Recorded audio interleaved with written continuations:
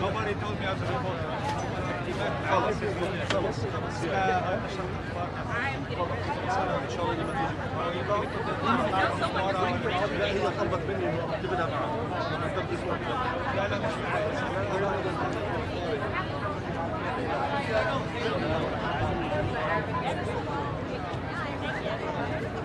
Yeah. Do it more lovingly than I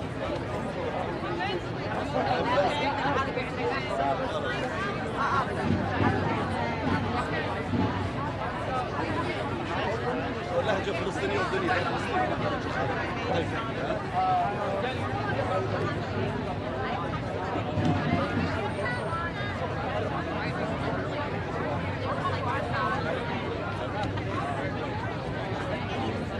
Hey y'all, we're asking folks to please move back. Hi. Move back And I want to make sure nobody's standing in front of the football. So can you make an announcement or somebody should make flowers it? for the prayer. Is there anybody? Hold on.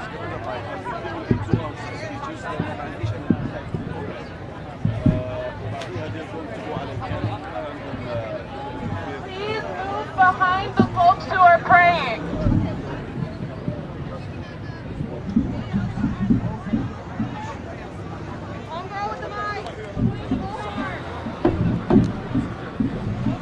We're not connected.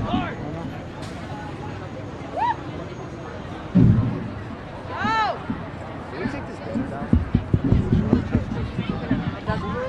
Yeah, because it blocks the cap. Salam, everybody. We are beginning prayer soon. I want to make sure nobody's standing in front of the prayer area.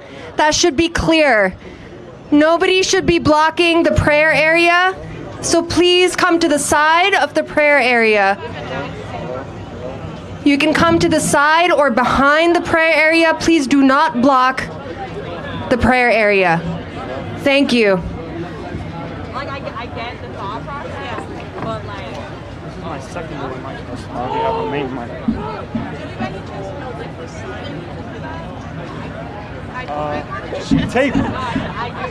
Tape. Tape. And black tape.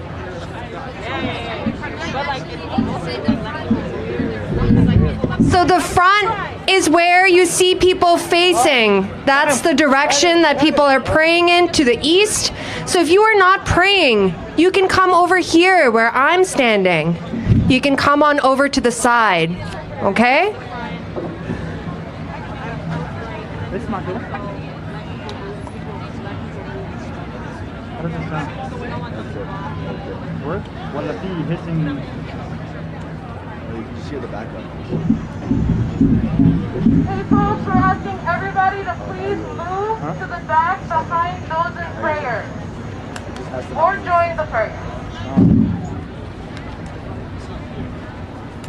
Alhamdulillah. Hello? Test. Perfect. Good.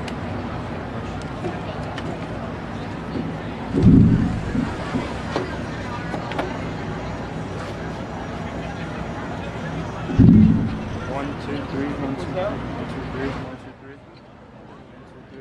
1, 2, 3. 1, 2, 3. 1, 2, 3. 1, 2, 3. Hi, my name is Muhammad Kameli. Audio check. Check 1, 2. Hello! If anybody has extra binder clips or a hair clip that they don't need at this moment, please give it to me. I will give it back. I need to secure some papers. Thank you.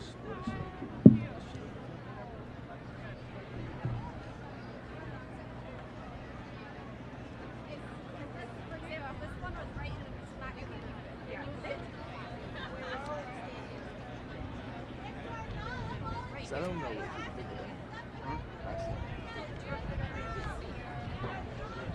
It's just hooks. Can we take the banner down? Excuse me, can we take the banner down?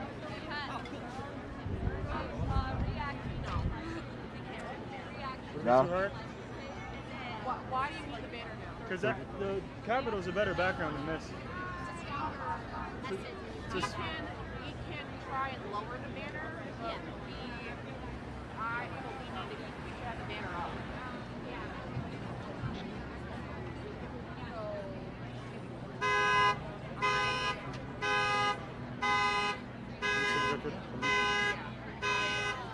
المايك ولا لا؟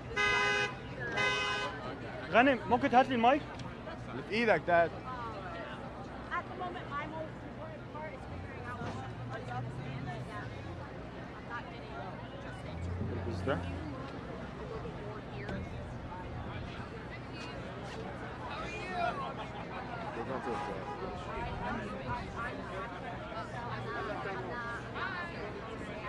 You're gonna mic him up?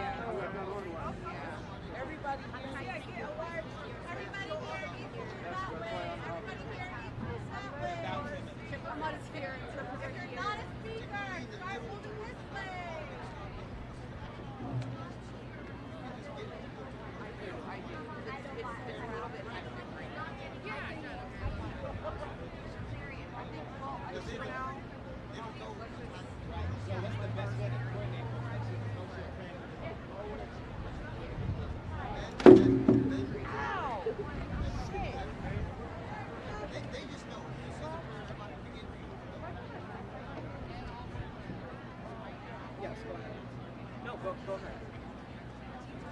Yes.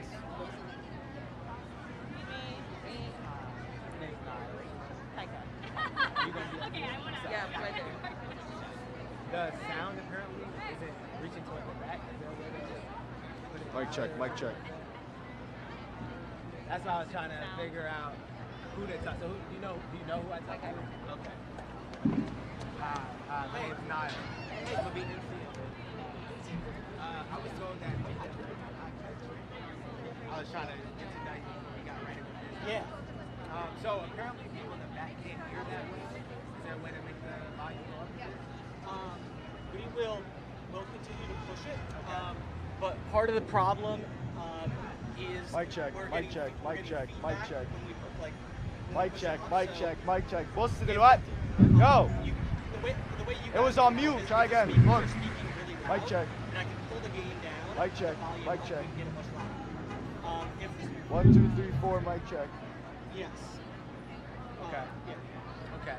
One of our speakers has a issue with their voice, so just a heads up. Yeah. I mean, like. Mic check, 1, 2, 3, 4. Whatever you can, yeah. Mic check. Mic check, 1, 2, 3, 4. That's the Hello, one thing that, hello, that hello. we can do to help. And as people are like, most of the speaking that's happened now has been like announcement, so I haven't been able to like push it. So we'll just keep at it. But there is a point at which it's just our sound system's not big enough. Yeah, no, it was Yeah. all right. Just wanted to check in early. Yeah. That we know each other, and then if anything from us, let us know. Cool. Do you?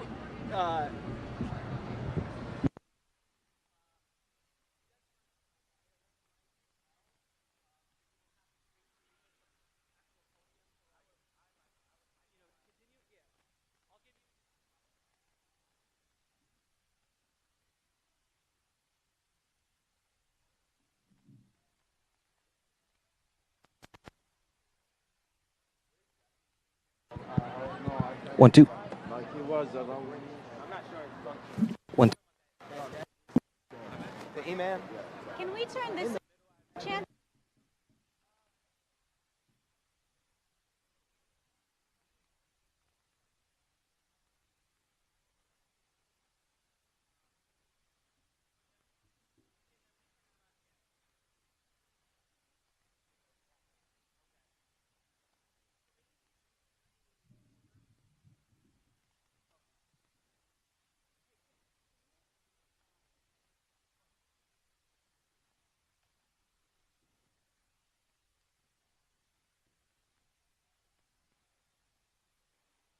One, two. Can you make an announcement that you want to behind the cloud?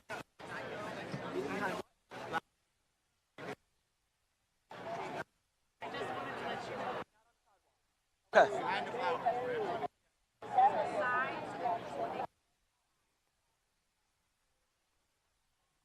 Check. When they're praying. Yes. Okay. Late to his appointment, and then he forgot his handle.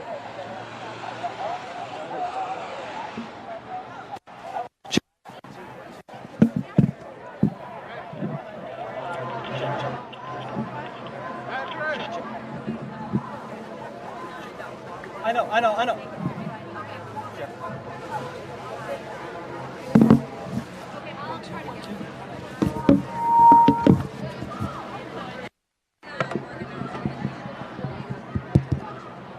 Check. 1 2 1 2. Testing. Test. Okay.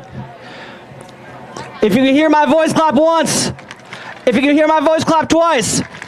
Okay, if you are not going to be praying, then what we need you to do is to move to the sides. Everybody look at me, especially if you're close to the stage. Okay, so now turn around and look at those flowers. You want to be all the way to the left or all the way to the right? On channel 5, this is James, police liaison. Just doing radio check, so please check. You want to move all the way over. Can hear my Sorry.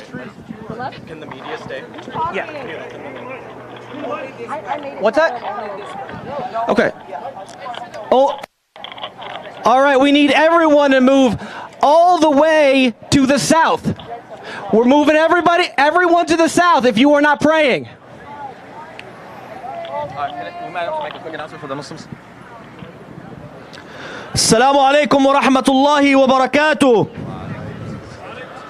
May Allah reward you for all coming out here in this most desperate time, in this most devastating time for the people of Gaza. My dear Muslims, Use the wired mic.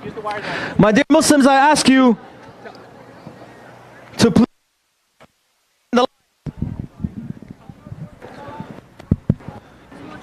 to please maintain the lines. The sisters, you have all the room you need. And if you need more rows, you could add more rows to the back, please. If you are not praying, please exit from this prayer area so that we can make space for the prayers. The brothers, you can continue moving all the way down this area on the lawn to my right and fill that space. Sisters, likewise, feel free to fill up those areas behind you so that we can make the most of the space that we have, inshallah. Imam Umar is here and ready to deliver the khutbah, inshallah. He wants that in the back. You guys can take this mic back. The imam wants to give the khutbah. So he's just letting you guys know. We're not even going to be on his live. So let me just double check something.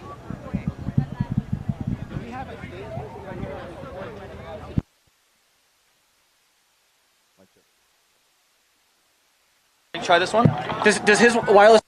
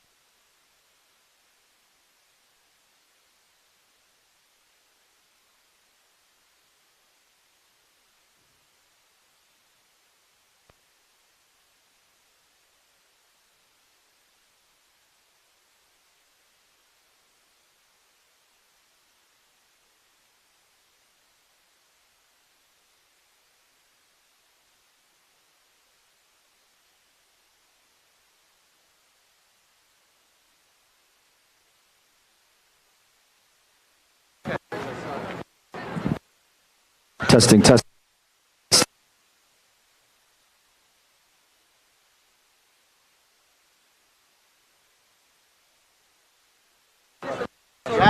It's not working. Hold on, let me try.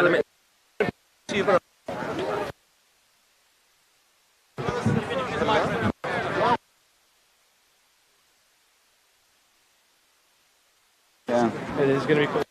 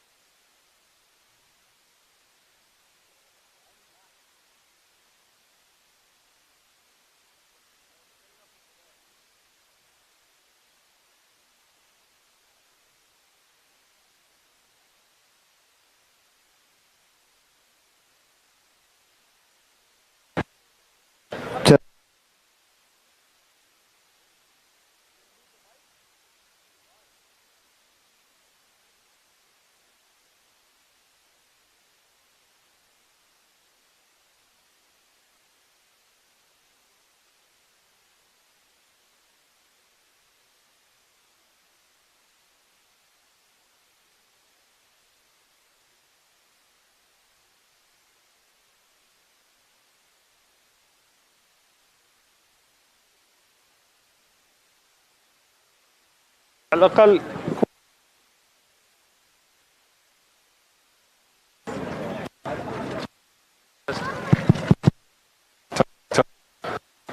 بسم الله السلام عليكم بسم الله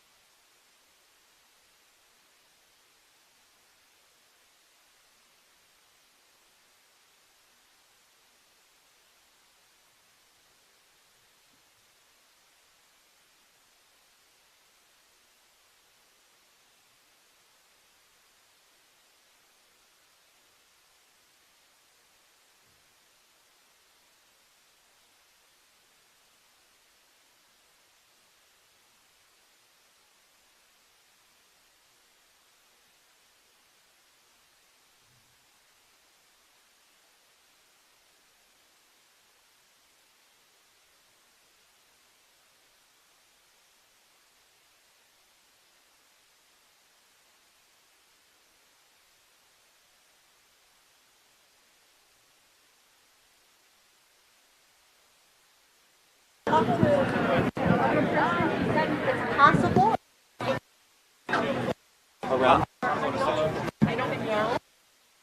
He's gonna come back up here. He can't do it there. It's too. So we're just gonna do it up here. He's gonna deliver the sermon from here because we tried to take them.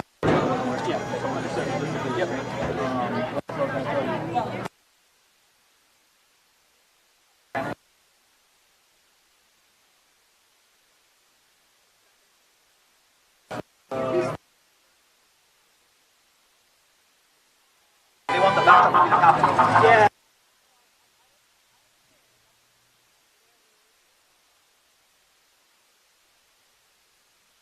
Can I work with you on it?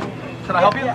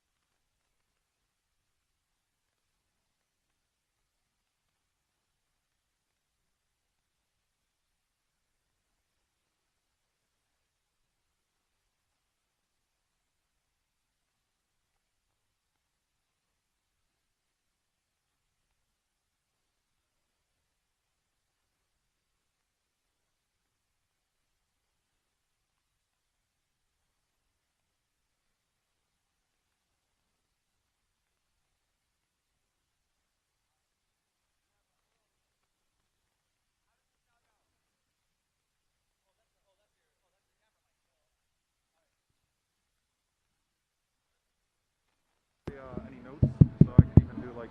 Oh, you can go acapella. He can make a zen. The Okay. brother is gonna make a zen. Niall Go back. gonna- I moved it up. Because I need to test other mics. Oh yeah. Niall's gonna introduce you, inshallah. Okay. And then once you get up and say assalamu alaikum, we're gonna have the brother Naeem's gonna give the adhan. Okay. And then And will the stage be cleared for khutbah? what do you mean? While you give the khutbah? Yeah. Oh, like you want nobody on the stage with you? No, we're not For gonna Jummah, it's got to be completely. Khali? Yeah. Okay, we can go down. Even the sound guy? How does it sound? I guess if he's kind of behind. Put the headphones on? Yeah, put the headphones on. We'll get down after we just. Follow. Okay, thank you. All right, sounds good. We're all good. We're all good now. You know what, man? Take the easiest route. Solomon. That's the easiest route. Yeah. I'm from New Orleans. It was always just Solomon. I didn't. Sounds good. Yeah. Solomon. Solomon. Yes. So I'm just gonna say your name. Can you pass me, take out the headphones and give it to me? Sure. Is it?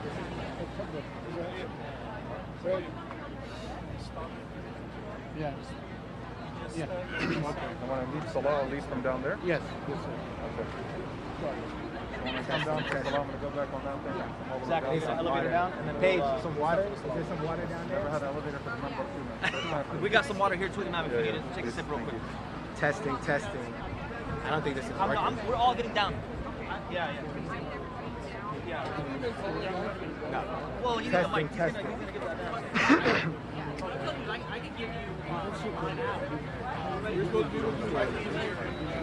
Only the video.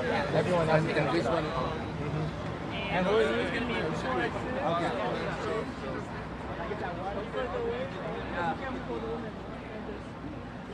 This isn't working. You should let him know.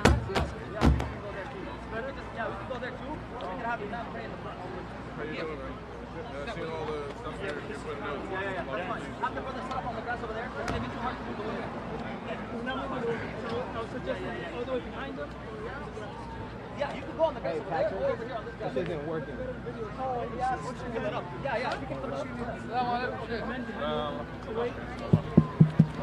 Stay. Yeah, we're ready. Niall, you ready? We're Yes. good. We're clean. Sure. Not yet. We're all gonna come down with Niall. We're gonna get started in 1 minute. We're gonna get started in 1 minute. We ask if you are a speaker for the event, please come up to the stage. If you are a speaker for the event, please come up to the stage. To the stage, not on the stage, the side of the stage. They're there. Wonderful. Standing right here?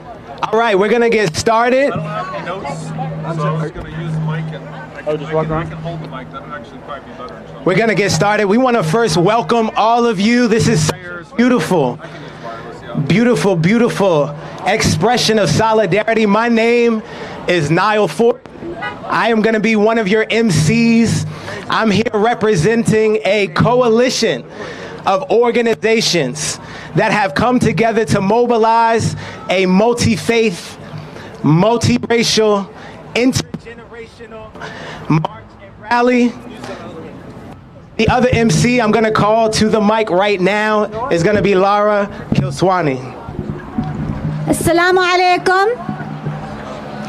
Assalamu alaikum. My name is Lara Kiswani and I am here with the Arab Resource and Organizing Center as well as the Rising Majority. We are here today to come together in solidarity with our people in Palestine and in Gaza.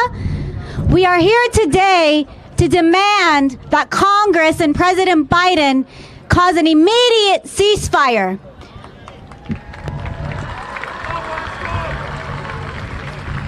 We are here today to demand the entrance of all humanitarian aid to Gaza.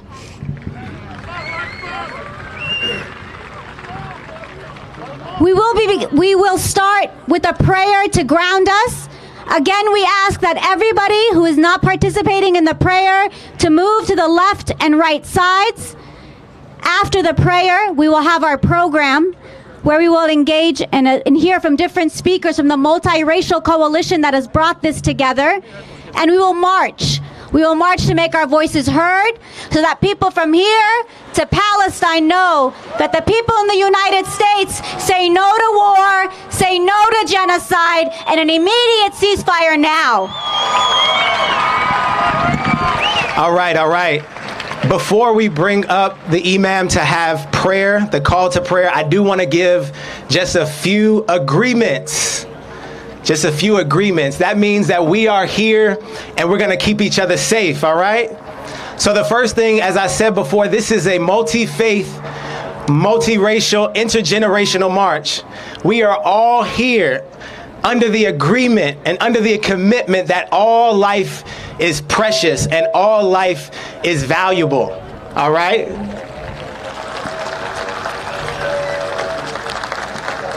We also are going to agree that we are going to practice strategic nonviolence.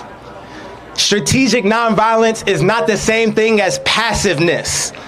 Strategic nonviolence is us lifting up our voices, coming together and saying no to war and violence, yes to peace and justice, and we are going to practice strategic nonviolence together. And the last thing, there's no room at all for any form of racism and oppression. We're here to oppose all forms of oppression. So we're going to make sure that we express and we show exactly what we believe in. At this time, we are going to call up Imam Omar Suleiman to lead us in our call to prayer.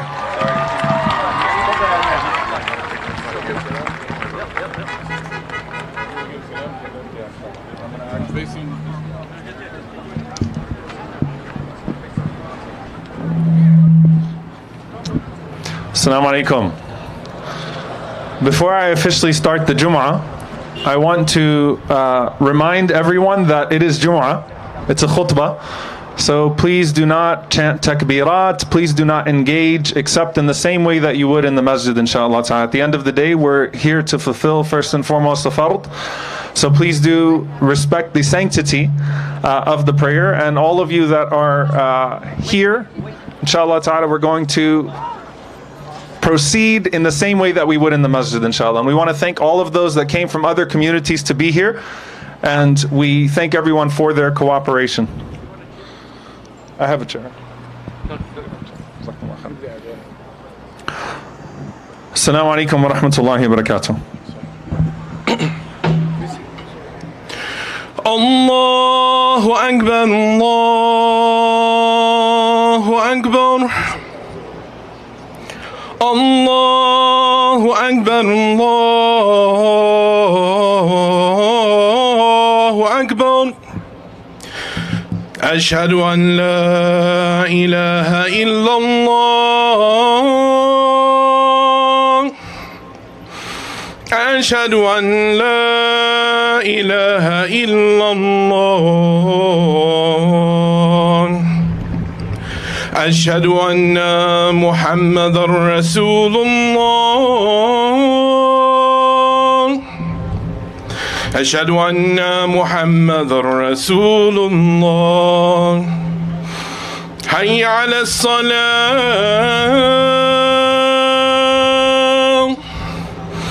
حي على الصلاة.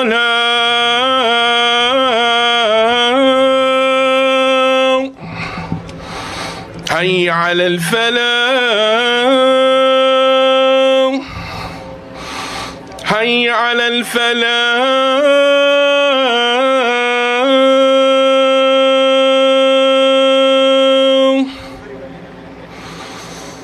الله أكبر،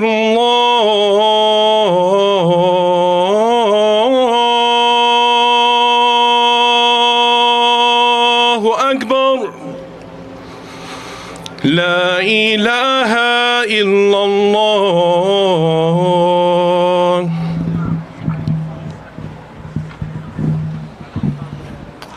بسم الله الرحمن الرحيم. الحمد لله رب العالمين، ولا عدوان إلا على الظالمين، والعاقبة للمتقين. اللهم صل وسلم وبارك على عبدك ورسولك محمد صلى الله عليه وسلم وعلى آله وصحبه وسلم تسليما كثيرا.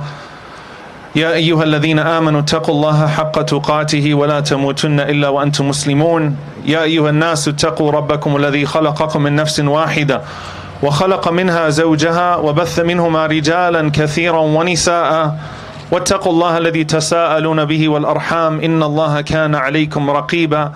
يا أيها الذين آمنوا اتقوا الله وقولوا قولا سديدا يصلح لكم أعمالكم ويغفر لكم ذنوبكم ومن يطع الله ورسوله فقد فاز فوزا عظيما. ثم أما بعد. We begin, as we always do, by praising Allah subhanahu wa ta'ala, by praising our Lord and bearing witness that Muhammad is his final prophet and messenger. And we ask him to send his peace and blessings upon his prophet Muhammad, all of the prophets that came before him, his family and companions that served alongside him, and those that follow in their blessed path until the day of judgment. And we ask Allah that he may count us amongst them. Allahumma ameen. Dear brothers and sisters, there is a concept in our faith of being a witness to something. And everyone bears witness in different ways. And when we go back to a very famous story of the father of the prophets, Ibrahim alayhi salam, Abraham, when he was being thrown into the fire by his father and by his people, you have to imagine that as this fire was kindled and as a man is about to be thrown into that fire, that there are some who are paying attention and who maybe thought at that moment that this is inhumane, that maybe thought at this moment that Ibrahim did not deserve what was being done to him. And what the Prophet Muhammad, peace and blessings be upon him, tells us is that there are various creations of Allah, creations of God, that wanted to intervene and intercede on behalf of Ibrahim and cool down the fire. And there's one particular narration that I want to stick with you because it might feel like it at the moment. The Prophet Muhammad, peace be upon him, said that as the angels wanted to intercede with that fire, as the heavens and the earth are bearing witness and the various creations are bearing witness, that there are frogs that wanted to carry whatever water they could in their mouths and go to the fire and extinguish the fire with that water. All of you have seen the size of a frog, and all of you have heard of the size of the fire that Abraham was to be thrown into. But even they as witnesses were inspired, guided by their Creator to find a way to try to put out the fire. But of course the Creator, Allah, had a plan Himself, which was to make the fire cool and peaceful on Ibrahim. But I want you to think about the difference between those frogs that saw a huge fire in front of them and wanted to extinguish a fire to save this one man, a special man, the friend of Allah, Ibrahim alayhi salam. And think about a story in Surah Al-Buruj, a chapter in the Quran in which God talks about the people of the ditch, a people of faith who were rounded together and thrown into a ditch of fire by a tyrant until the very last one was a mother who was holding her child. And Allah says to us in the Quran, God tells us in the Quran, وَهُمْ عَلَى مَا يَفْعَلُونَ بِالْمُؤْمِنِينَ شُهُودٌ. They were witnesses upon themselves as to what they were watching and what they were participating in. Those who were actively throwing them into it, those who kindled the fire, and those who sat back and watched silently. And Allah subhanahu wa ta'ala tells us, God tells us in the Quran, Wallahu ala kulli shay'in shaheed. And one of the names of Allah is this name that He uses here, that God is a witness upon all things. That they are witnesses upon themselves, that the heavens and the earth, the animals and the angels were witnessing what was unjust. But upon all of that was Allah, was God Himself witnessing everything, and He introduces to us a name, and He has multiple names though He is one God, and attributes, and one of them is Ash-Shaheed, the witness. And of the implications of Him being the witness is that He witnesses everything on the heavens and the earth, everything that is hidden and made public, everything that is disputed and agreed upon, that which is concealed in the depths of our hearts, and that which is as obvious to us as the trees in our midst. He is a witness of all of that. And He is a witness when people fabricate lies and then murder in the name of those fabrications. And He is a witness to those who do what they can to establish truth even when they are surrounded by falsehood. And on the day of judgment, He is a witness for the one who has no other witness but Him. And that is one of the most profound things that we learn from our tradition, that He is Ash-Shaheed, He is the witness. And on the day of judgment, there will be people who have no one to witness for them. And if He is their only witness, that will be sufficient.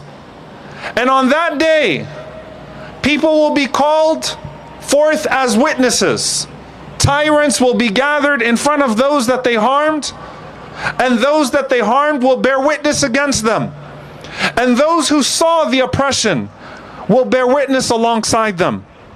When the Prophet Muhammad, peace be upon him, said that Nuh alayhi salam, that Noah, peace be upon him, is brought forth, and that this ummah is brought forth to bear witness on behalf of Nuh alayhi salam. Because we have a trustworthy messenger. We know that Noah conveyed the message to his people.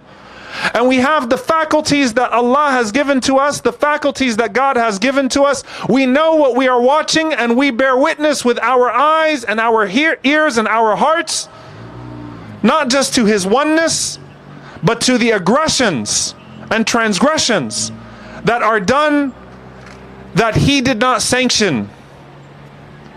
And one of the names of those that are martyred, in fact, the word that we use is a shaheed, the witness. Why? Because those children and those that are shuhada, they witness the generosity of Allah, the generosity of God, the promise of God at the first strike, at the first moment that their souls leave this body. Even if a cruel punishment was carried out like that of the Pharaoh against his wife, they witness the paradise and the comfort and the compassion and the honor of their Lord when they depart from this world. And the Prophet Muhammad, peace be upon him, said, Antum shuhada'ullahi fil ard, that when someone passes away, you are the witnesses of God on this earth. You witness whether or not they were people who brought ease and comfort and welfare to everyone around them. And you witness as well if they were people who brought harm to everyone that was around them. Antum shuhada'ullahi fil ard. You're all witnesses. And finally, Allah tells us in the Quran, God tells us, Ya ayyuha alladhina amanu kunu qawwamina lillah shuhada bil qist. O you who believe, stand firmly for your Lord and be witnesses to justice. Be witnesses to justice. وَلَا يَجْرِمَنَّكُمْ شَنَآنُ قَوْمٍ عَلَىٰ أَلَّا تَعْدِلُوا. And do not let your dislike for a people, your hatred for a people, swerve you to injustice, lead you to be unjust with them. وَاتَّقُوا اللَّهِ. Be mindful of your Lord. Allah loves those who are God conscious, who stand firm upon His way and stand firm with the measure of justice that He has sent us with. Dear brothers and sisters, we are witnessing before our eyes the slaughter of thousands of people, a genocide on our screens. Many of us may have lived in the genocide in Bosnia, Srebrenica, when things showed on a TV screen or in a newspaper column.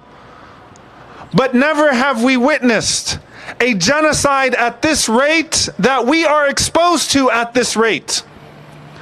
That some of you have been glued to a cell phone, have been glued to your computer screens, and so many of us have been watching every single moment, hours and hours a day, as innocent people, as children are pulled from under the rubble with weapons that we pay for against our will, that are sanctioned from here, that go to kill them. And we can't even keep up with the death toll. We are witnesses to the cruelty that has been inflicted upon our brothers and sisters in Palestine on a regular basis. We are witnesses to the cruelty of occupation, witnesses to the cruelty of apartheid. Some of you closer than others. We have people in this community that have lost 40, 45 members of their family. Every single generation of their family wiped out.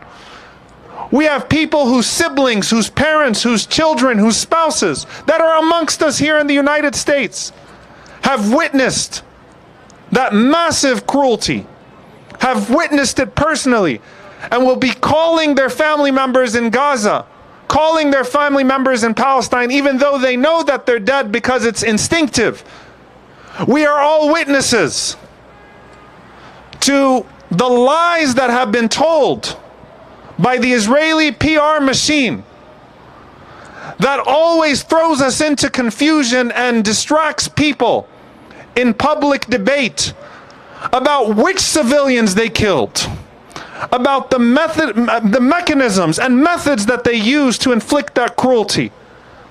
But by the time we finish this prayer, the death toll would have been even higher because the airstrikes have not stopped. We are witnesses to the starvation, witnesses to 2023, where people can have water stripped from them, power and fuel taken away from them, crimes against humanity committed against them, while their humanity is called into question in our midst. All of you are witnesses. You have seen it, and I want you to take a step back, and I want you to ask yourself, when you read the story of Ibrahim being thrown into a fire unjustly, when you read the story of the people of a ditch, and indeed the people of Gaza are dealing with all sorts of torture, not one form of cruelty, but compounded cruelty, various forms of torture. When you see that, think of yourself as the frog that is trying to carry that water and put out the fire. I know it feels overwhelming. It feels like we don't have enough people to overcome the lies, the fabrications, and the aggression that is being inflicted against our brothers and sisters. But just as Allah made miracles happen before through small dedicated groups, we pray that we can be that small dedicated group that He is pleased with and proud of, and that we can amplify and count on Ash-Shaheed, the ultimate witness, to amplify. I end with one tradition for you all, and it is what the Prophet Muhammad, peace be upon him, said, that on the Day of Judgment Allah will say, "O my servant, I was hungry and you did not feed me." And a person would say back to Allah, "Oh Allah, how could I feed you and you are the Lord of the worlds?" And Allah will say, "Don't you know that so and so was hungry? And had you went to feed that person, you would have found my reward with him." And then, "Oh my servant, I was thirsty and you did not give me water to drink.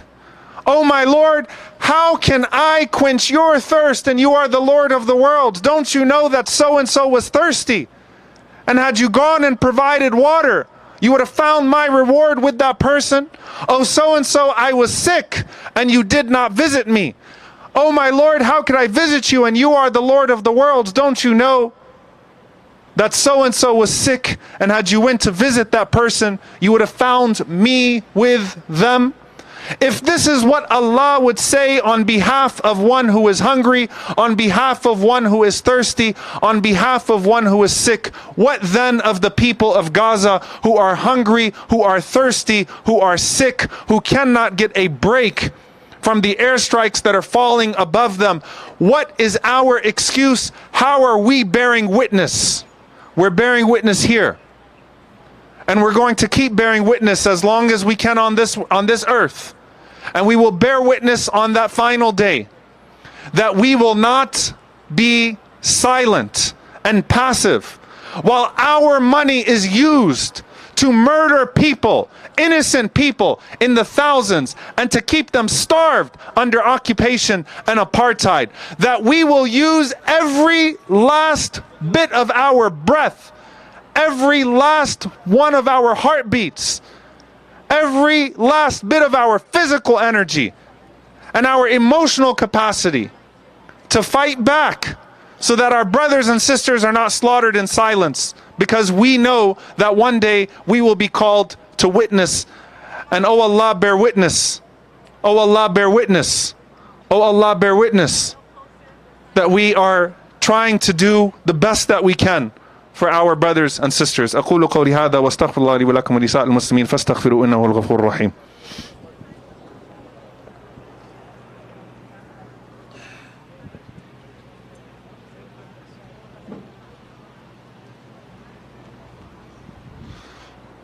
الحمد لله رب العالمين والصلاة والسلام على رسوله الكريم وعلى آله وصحبه أجمعين. ربنا لا تؤاخذنا إن نسينا أو أخطأنا ربنا ولا تحمل علينا إصرا كما حملته على الذين من قبلنا ربنا ولا تحملنا ما لا طاقة لنا به واعف عنا واغفر لنا وارحمنا أنت مولانا فانصرنا على القوم الكافرين. Oh Allah, we call upon you and we ask you to send your mercy upon our brothers and sisters in Gaza. We ask you to give them justice. We ask you to give them tranquility. We ask you to protect the innocent and the downtrodden and the weak and the oppressed. We ask you to use us for their sake. We ask you to have mercy upon that little boy, 6-year-old boy, Wadir, who was slaughtered here in our streets in the name of the same bigotry that has slaughtered thousands of our brothers and sisters in Palestine. And we ask you, O Allah, to have mercy on them all. We ask you to use us for them.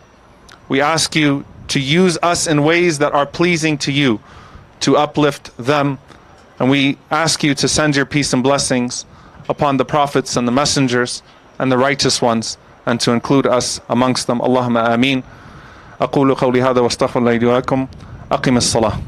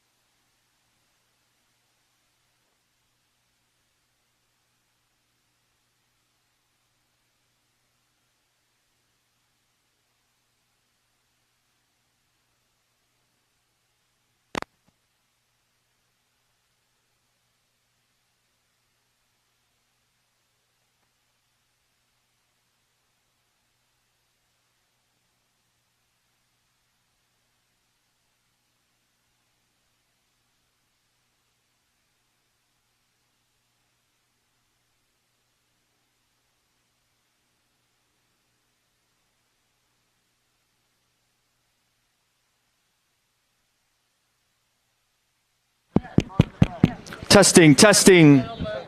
Where's 9? Is it 1? Yeah, 1 more minute. We're gonna go live. We have a whole bunch of people waiting for you. Brother, there's more room here. There's one in the back. Right there, brother. Right there, please. What time does 2 more minutes. You did a perfect job. What is yours? Brother, go to that side. There is a space inside. At least we make a straight line. Please. Straight line. Please try your best to straighten up your lines as much as you can. Please straighten up your lines as much as you can. Move it far. Move it far. You're gonna go back. Move it. Back up. Nolly, y'all come up a little bit. Yeah. Who's this is great? Take it up. Take it there. Take it there. Good. Yellow. I didn't make the comment. Ready? Take it up. الله أكبر الله أكبر الله أكبر الله أكبر أشهد أن لا إله إلا الله أشهد أن لا إله إلا الله أشهد أن محمدا رسول الله أشهد أن محمدا رسول الله حي على الصلاة حي على الصلاة حي على الفلاح حي على الفلاح قد قامت الصلاة قد قامت الصلاة الله أكبر الله أكبر لا إله إلا الله. Better take up. Now, if you're a mannequin, everybody has to take up. Take your shoes off, brother. If you take your shoes off, please. Take your shoes off. You don't have to. Take your shoes off. It's okay. Let everyone do it. اتفضل يا شيخ.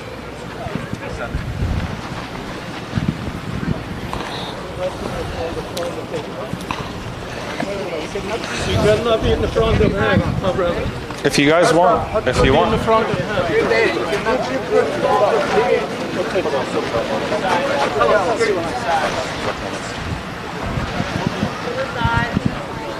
الله أكبر سبحانك اللهم اسمك وتعالى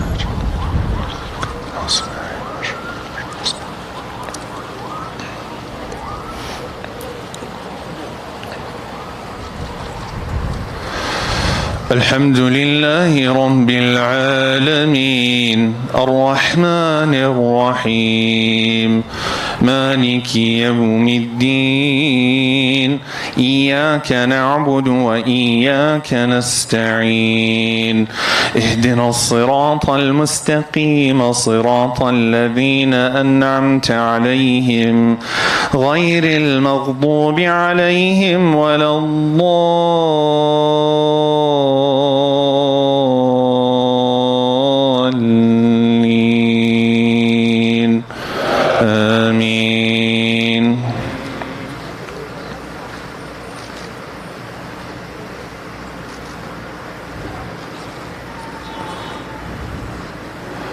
والسماء ذات البروج واليوم الموعود وشاهد ومشهود قتل أصحاب الأخدود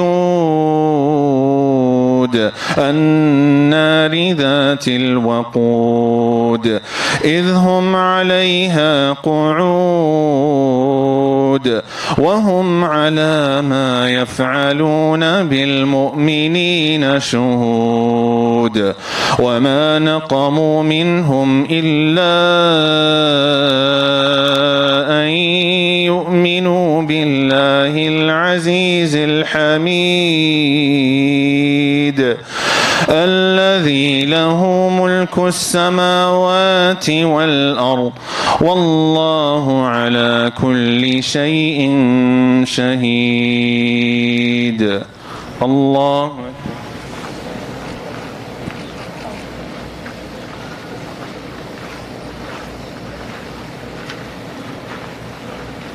سمع الله لمن حمده.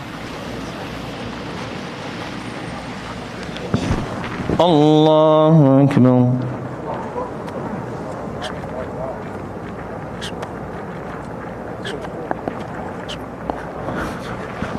الله أكبر.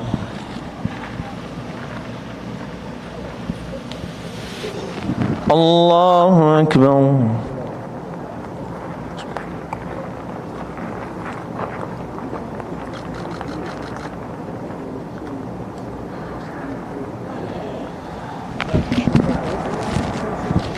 الله أكبر. الحمد لله رب العالمين الرحمن الرحيم مالك يوم الدين إياك نعبد وإياك نستعين اهدنا الصراط المستقيم صراط الذين أنعمت عليهم غير المغضوب عليهم ولا الضالين آمين.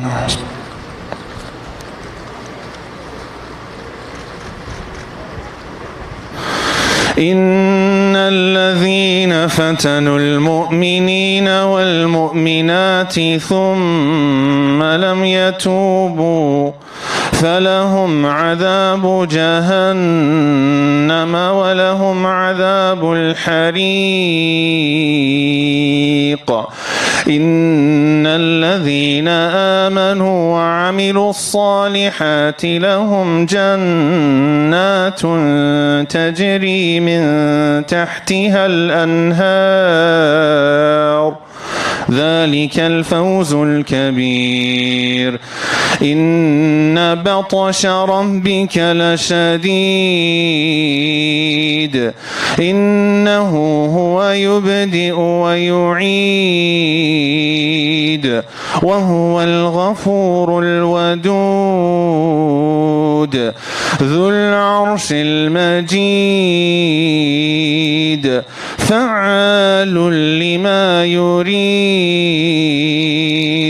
هل أتاك حديث الجنود فرعون وثمود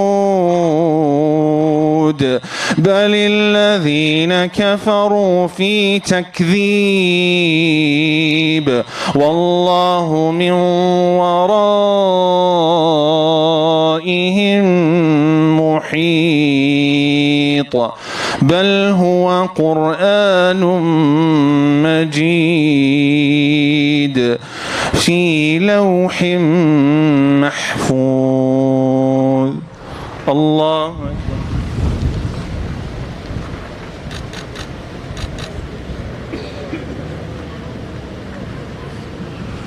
سمع الله لمن حمده الله أكبر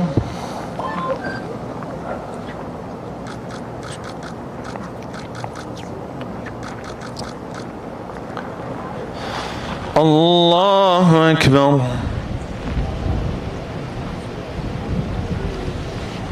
الله أكبر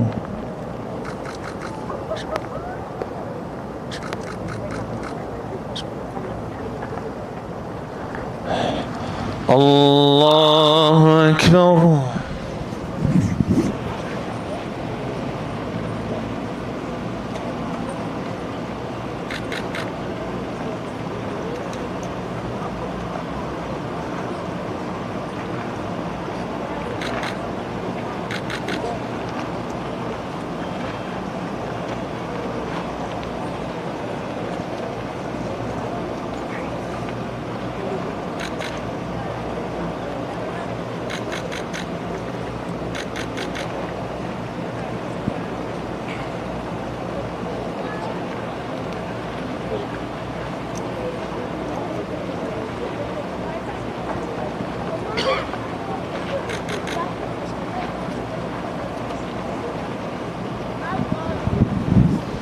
السلام عليكم ورحمة الله السلام عليكم ورحمة الله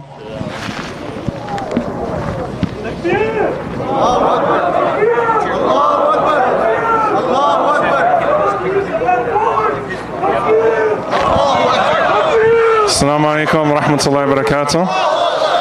Inshallah ta'ala, we want to thank everyone for coming out here to be a part of the Friday prayer. We also want to thank all of those who observed respectfully and remind everyone that we are here for a cause that unites us right now, which is to uplift the humanity of those who are being slaughtered and silenced. So thank you all for being here. Assalamu alaikum.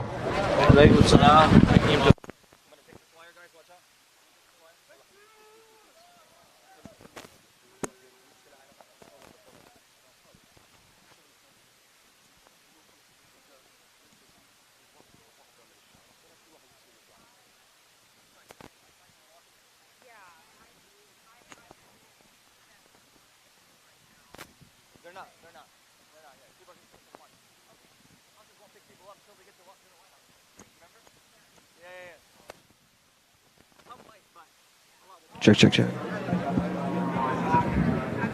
Okay, can you do me a favor? I know that we're going to stand here. Can you actually stand over there?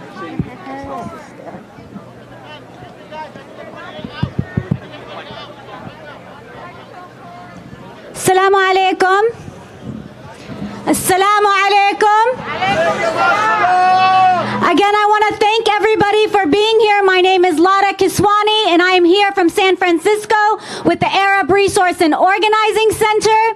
We are here as part of the multiracial coalition, the rising majority that has put this on alongside many of our partner organizations. And all of us are here to demand from Congress and President Biden an immediate ceasefire. Let me hear you if you are here to demand an immediate ceasefire. Let me hear you if you are here to stand in solidarity with the people of Gaza. Let me hear you if you are here to demand more of Congress. Well, we are joined today by a few more special guests, those who have the political will and the courage to speak out. We are here today with two members of Congress who have authored and endorsed the resolution to call for an immediate ceasefire. We are here as rising majority to offer our solidarity with those in Congress who dare to speak up and stand on the right side of history. So join me, please, in giving a warm round of applause to Congress people Rashida Tlaib and Cori Bush.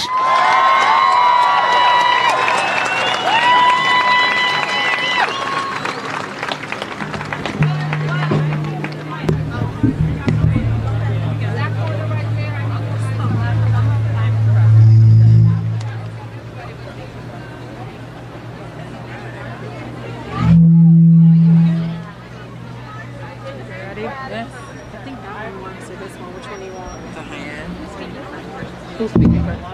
Are you speaking together? Yeah, I got it. Want me to go first? Yeah. Assalamu alaikum. My name is Congresswoman Cori Bush. And I bring you greetings from St. Louis, Missouri, where I represent in the United States Congress. I love you. And I'm here because one thing that I learned many years ago was that presence matters. I learned that when we say we support or we say we stand, showing up is one of the best ways you can do it. Even if it means you get attacked, even if it means some folks say your name and try to scandalize you, villainize you, demonize you, showing up, it can make all the difference. And so because I learned during Ferguson, when so many of our Palestinian brothers and sisters and neighbors came and showed up on the ground because they wanted to support black folks standing up saying, no longer will we live under this oppression. And they stood up, some of whom are here today, and they said, we will lock arms with you. We will fight for your freedom and your liberty right here in this country. And that's something I'll never forget. And so it made me think about, Cori, where are you? How are you showing up for them? When I learned about the oppression, when I learned about the hurt and the harm that's happening, not only in the United States, but also in Palestine, I learned, show your body up. Put your body on the line. Be there, speak up, show up. And not only that, let them see your dark skin show up for them. Let them see this black woman show up. But you know, we shouldn't have to be here today. We shouldn't have to do this. We shouldn't have to demand peace. But that's what we're doing. We shouldn't have to press pause and say, hey, pay attention to us, because we don't want our family members to die. Because we want freedom and self-determination, and we are anti-war, we are pro-peace. We shouldn't have to do that today. But because of the violence against your families, because of the violence that's happening, the trauma, the death, we stand. You all have come together. And let me tell you, I know what it's like to be the one oppressed and have to show up for yourself and wondering who's going to stand with me, who speaks with us. Thank you for coming out anyway. I know you're in danger. We know that there is harm coming your way, but we also know that we stand together. You are not alone. We are standing with you side by side, arm in arm.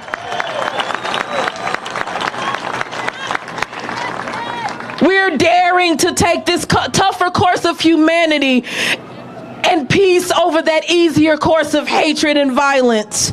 We are here to affirm that you matter, your life matters, your legacy matters, your land matters, your family matters. All of it. We're out here demanding that the world and our government refuse to turn a blind eye to the collective punishment against Palestinians that has been happening over the last several days. We're out here showing that we are consistent in our love for all of humanity. All meaning all of humanity. So we are calling for an end to the violence. We are calling out here for a ceasefire. Ceasefire now. Ceasefire now. Ceasefire now. And as I think about it, we are a strong and a powerful multiracial, multi-faith, anti-war, multi-generational coalition that's out here. So know that you have support, regardless of what they're saying. And I know last night we heard from the administration calling on Congress for more bombs and more weapons, which we know will only lead to more violence and more death and more atrocity, and absolutely not, not on our watch, not in our lifetime, not again. This is why my sister and I, Representative to leave, this is why we came together and introduced the Ceasefire Now resolution in Congress. This resolution calls on the Biden administration to demand immediate de-escalation and ceasefire in Israel and occupied Palestine, and to send humanitarian aid and assistance to the 2.2 million people under siege and trapped in Gaza, and to save as many lives as possible. And so I'll close with this. I took a moment this morning to think about what I can offer to this movement. What can I do? As one person, one individual, what can I bring? And there was this song that kept playing over and over in my head. And I'm a Christian woman, and this song was, Lord, I'm available to you. My will I give to you. My soul I give to you. Lead me, basically is what it's saying. So I want to put that out to every person. Even if you feel like all I can do is show up, all I can do is donate to somewhere, all I can do, no, each and every one of us has a place right now. You are here for such a time as this. You are here because You have something to offer to save lives, to save your families, to save our families. You have something to bring to this movement for true freedom and self-determination. So sit with that as you stand out here today and think about who am I and what do I bring, because this moment is yours for the taking. We will win peace. We will win peace. We will win peace. We will win peace. Ceasefire now. Let's give it up for Corey! Corey! Corey! Corey! Corey! Corey! Assalamu alaikum. Bismillah ar-Rahman ar-Rahim. Yesterday, I wish you all could have seen. If you haven't, you should have seen our Jewish neighbors from across the country. They made me so proud and inspired. You can hear the voices throughout Cannon come through Longworth, through Rayburn. As they shouted ceasefires, they shouted not in my name. As they shouted never again to no one. And mashallah, the Muslimin in the crowd today. If this is not a showing that most America is not with you, Mr. President. Most of America is not with the people that don't want to de-escalate and facilitate a ceasefire. I don't know who you're listening to. I don't know who you're talking to, but you're obviously not talking to these Americans. So ya Jama'ah, I'm going to speak the language that they only understand. Because as we go for over a dozen days of pure violence, massacres, it didn't matter how many bodies we showed them, how many children we showed them, how many tears we shed. It wasn't the chemical weapons that was melting children's faces, burning them. It wasn't the cry of a mother or a father who took so long to have his baby boy crying, kneeling down to kiss him for the last time. It wasn't that. Do you know why now all of a sudden there seems to be this small little bit of humanization? Badri alaikum. When did you decide? Now? Now? After a man mutilated 26 times a 6-year-old body.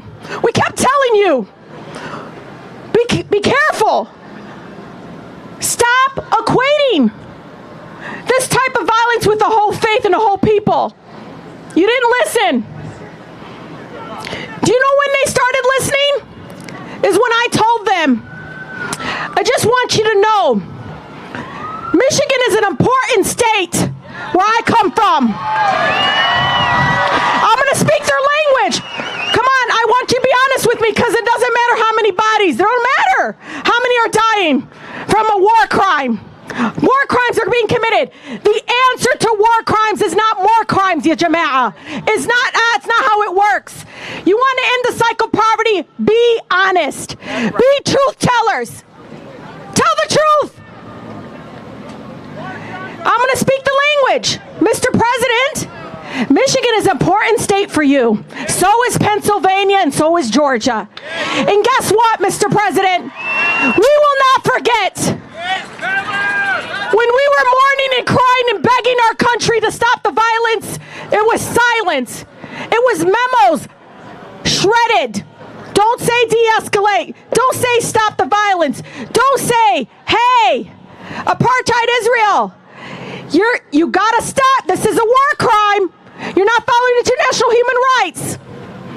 No one spoke up. The genocide that is happening right now, as people are staying silent, is the true essence of how we're all feeling. This is exactly what they're telling us who they are. And so when I have residents calling me, telling me, Rashida, the previous president wanted to ban us and probably put us in concentration camps. This one wants us just to die. That's how it feels. Shame on them. Shame on them. How many? I want you guys all to shout where you're from. What states are you from? Shout it. Shout what state you are. We are from all over the country, just like yesterday. Amazing, incredible Jewish neighbors coming together from all around. This is how we got to talk to them. And it sickens my heart that this is how I have to talk to them. Not the bodies, not the bombing of schools or hospitals, not the fact that people are literally with no water. No, they don't care. They literally are being paralyzed. Who are they listening to? You know what I read today? MashaAllah, this is amazing. I am actually like, who do I send this to with the administration? Who are they listening to? When I read 80% of Democrats support a ceasefire. 57% of independents support a ceasefire. We have to talk their talk, ya Jama'ah. You want to save lives with me? This is the way you talk to them. Guess how many Republicans? 56% of Republicans want a ceasefire. So if I have to show them in numbers, we're not going to sit back. Every child that died in Gaza, I'm going to multiply it by hundreds to show up. And if we show up, I don't care. We'll vote for drain commissioner. We'll vote for a city council person. We'll vote for a state representative that sees us and stands with us. We'll vote for Cori Bush. We'll vote for people like that stood with us. But guess what? We're going to remember. And maybe we don't want to vote for either the people that want to ban us or the people that want to literally sit silent while a genocide happens. That's the way we have to speak. Allah hamhim. Allah hamhim kulhim. But they forget, I'm an American, but dammi Palestini. Allah miha, my city. Allah miha. I want my sister to live in a free Palestine before she dies. I want her to walk and pick her olives in a free Palestine.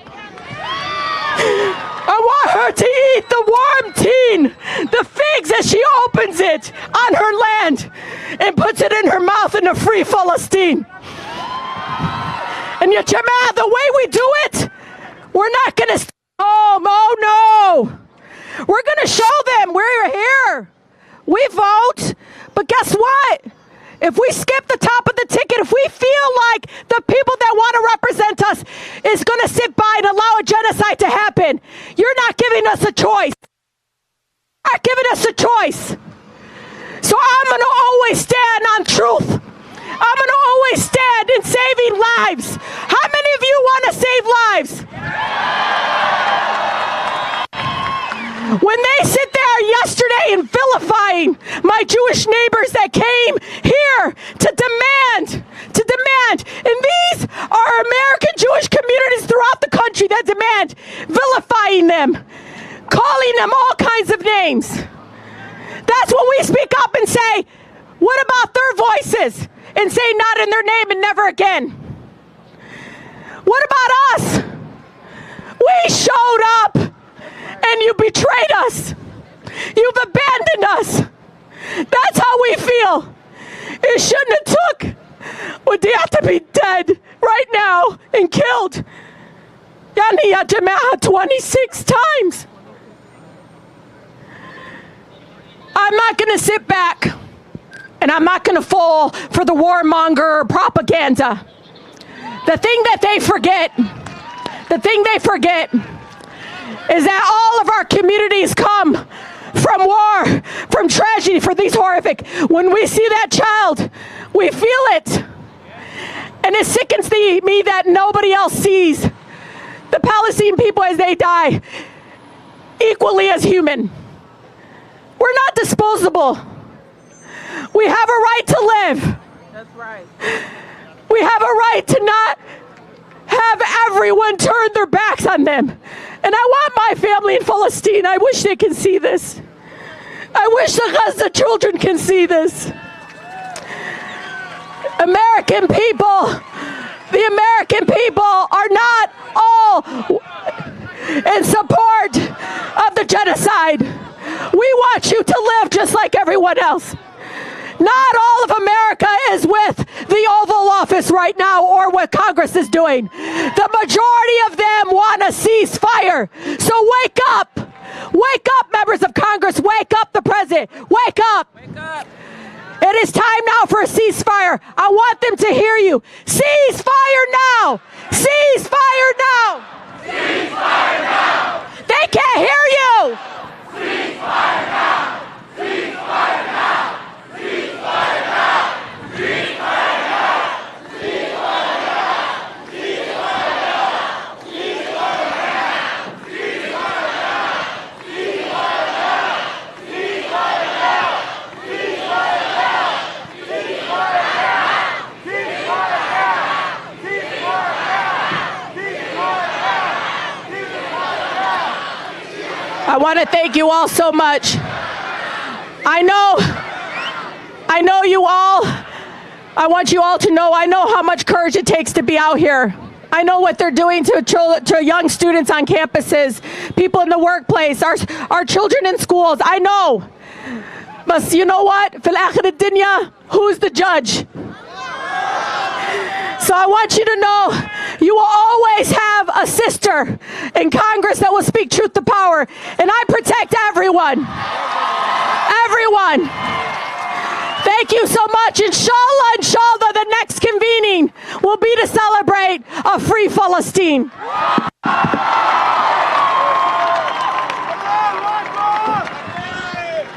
Everybody give a big round of applause for Cori Bush and Rashida Tlaib. We are here to demand justice. So when I say no justice, you say? When I say no justice, you say? No justice! No justice! No justice! No justice! We're going to call up Maurice Mitchell from the Working Family Party to tell us about this political moment. Welcome, Maurice Mitchell.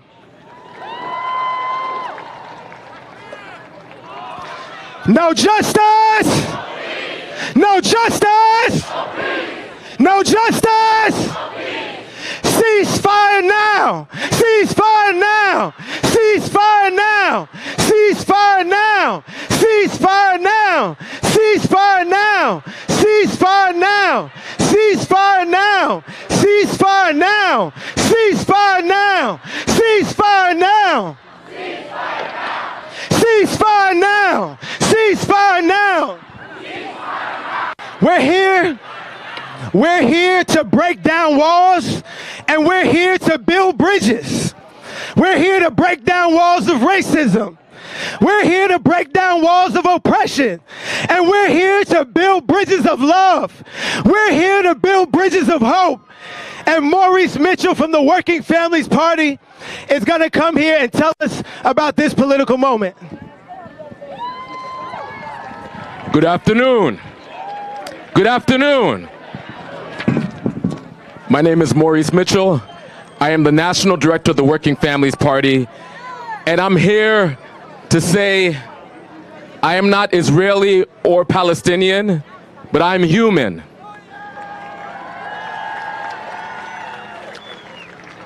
I am not Muslim or Jewish, but I am human.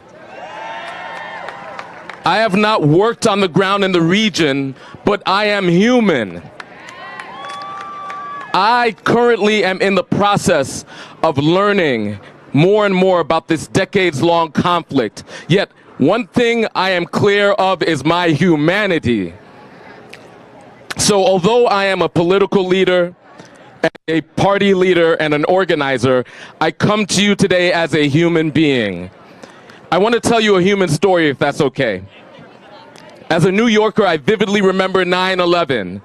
Two things echo in my heart and mind. The fact that my sister worked in the towers, and if she had not been laid off, she would have faced the fate of all of her friends and co-workers who didn't make it. I also remember the days after that moment of collective grief and mourning. Those attacks united a city and even a country across so many divisions that normally silo us. Then our political leaders leveraged our sadness and grief into retribution and war across 2 countries over 2 decades, taking hundreds of thousands of lives. Our media grew incurious and published war propaganda. Our Muslim, Arab, and South Asian friends and neighbors were treated like enemies by our government. And here we are, decades later. Are we any safer? Is the world any safer? Does anyone truly know what did all of that war and retribution amount to, and whether it did anything to bring justice to or adequately honor those that we were lost in September 11th?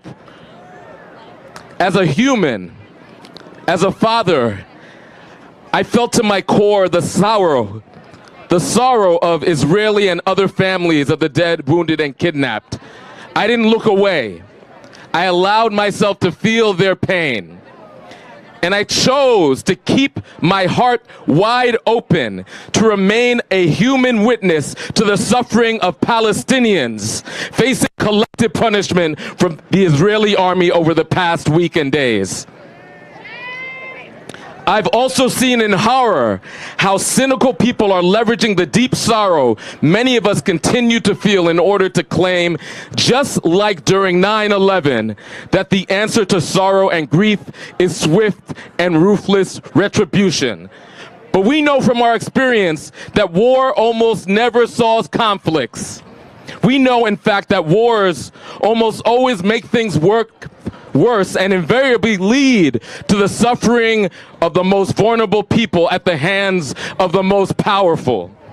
Today, there are people who are claiming that if you stand for Palestinians and believe in the sanctity of Palestinian lives and believe that the lives of every Palestinian is worth saving, that you're somehow standing against the lives of others. That is a lie. Am I right? No. We are standing on the side of humanity. We're choosing to be human in a moment where many seek the most inhumane cause, war. We reject the disgusting dehumanization of Palestinians, the devaluing of Palestinian life, the attempt to silence the voices of Palestinian people, both Palestinian Americans here and Palestinians in Gaza, who simply want to live in dignity and freedom, something that we all want and deserve. We mourn the death of civilians in Palestine under the Israeli government's bombs and siege. We mourn the deaths of Israeli citizens and other citizens killed 12 days ago. And we say no more death. This is our moment to stand on the side of all who mourn and to do our level best to protect and defend as much life as possible. So we say with moral clarity, provide water, aid, and basic needs to the people, to free the hostages, to end the conflict, and to bring a ceasefire now. Fire now. Ceasefire now. Ceasefire now. Thank you so much. Ceasefire now. Ceasefire now. All right. We need everybody on the lawn. We need everybody on the lawn. Remember, one of our community agreements was that we were going to keep each other safe. So we need everybody, if you can, to get on the lawn because we want to make sure that everybody is safe. We're going to have 3 speakers that are going to come up and talk about why we need justice from their faith perspective. There are people in the Christian community, there are people in the Jewish community, and there are people in the Islamic community, and there are people in every faith community who believe and love and believe in justice. So I am here to introduce Reverend Hagler. And also after Reverend Hagler, we will have Rabbi Wise and Rabbi Rosenberg. Please greet them with a hand clap. It's good to be here with you today. It's good to be here with you today. My voice has failed me. My voice has failed me. But I've made a vow. But I made a vow. To continue to speak out for justice. To speak out for justice. As long as I have breath. As long as I have breath. As long as we have breath. As long as we have breath. We will speak out. We will speak out. For justice. Now, we don't want the lie to be told. We don't want the lie to be told. By the media and by politicians. By the media and by politicians. We are here because every life matters. We are here because every life matters. Black lives matter. Black lives matter. Palestinian lives matter. Palestinian lives matter. Muslim lives matter. Muslim lives matter. Jewish life matter. Jewish life matters. All life without exception matters. All life without exception matters. What I'm perturbed about. What I'm perturbed about. All of the voices that all of a sudden are outraged. All of a sudden, all of the voices are outraged. Where was the outrage last year? Where was the outrage last year? Where was the outrage last decade? Where was the outrage last decade? And where was the outrage for 75 years? Where was the outrage for 75 years? Palestinian children were killed. Palestinian children were killed.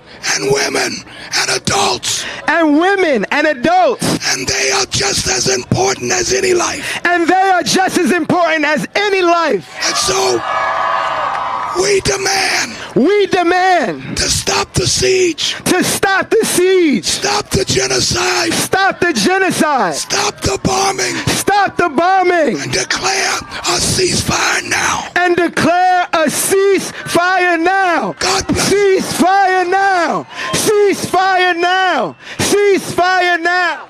Ceasefire now. Ceasefire now. Shalom uvracha, peace and blessings. My name is Rabbi Jessica Rosenberg. I'm here with Rabbi Alyssa Wise on behalf of Jewish Voice for Peace and the rising Jewish movement for justice in Palestine.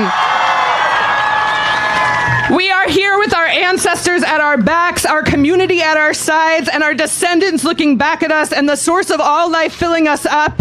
And it is with all that surrounds us and all that holds me up that I say ceasefire now. Ceasefire now! We say no to genocide against Palestinians. We say never again for anyone. We say there is no peace without justice, and there is no safety for any of us without safety for all of us. Our humanity calls us here, our hearts, our history calls us here, and those who seek to divide us, we will not let them take our histories, our humanities, or our hearts. Jewish tradition teaches about our beloved dead. We say, Zichrona livracha, may their memories be for a blessing. As we tend the wounded and search for the missing and mourn Palestinian and Israeli and all lives lost in this time, I am reminded that this movement here, Dream Defenders, Movement for Black Lives, Black and Brown organizers, and visionary prophets have taught me how to make memory a blessing. We do not have to settle for these death-dealing warmongers, for all that should not have died, for all who have died by war and police and incarceration and occupation, by bombs and displacement. We honor your memories by fighting like hell to end this war. We say your names, we tell your stories, we name the root causes, we work and live to transform the world. 75 years of Palestinian movements for justice have taught me to honor life by organizing and marching until all are free and safe and home. We say now urgently, ceasefire now, and we know that that is not the end. We will keep organizing and marching until the status quo ends, Israeli occupation and apartheid ends, until there is justice and peace speedily in our days. Ken Yehi Ratzon, may it be God's will. I'm going to share with you now the personal words of my heart. If they resonate with you, respond with Amen.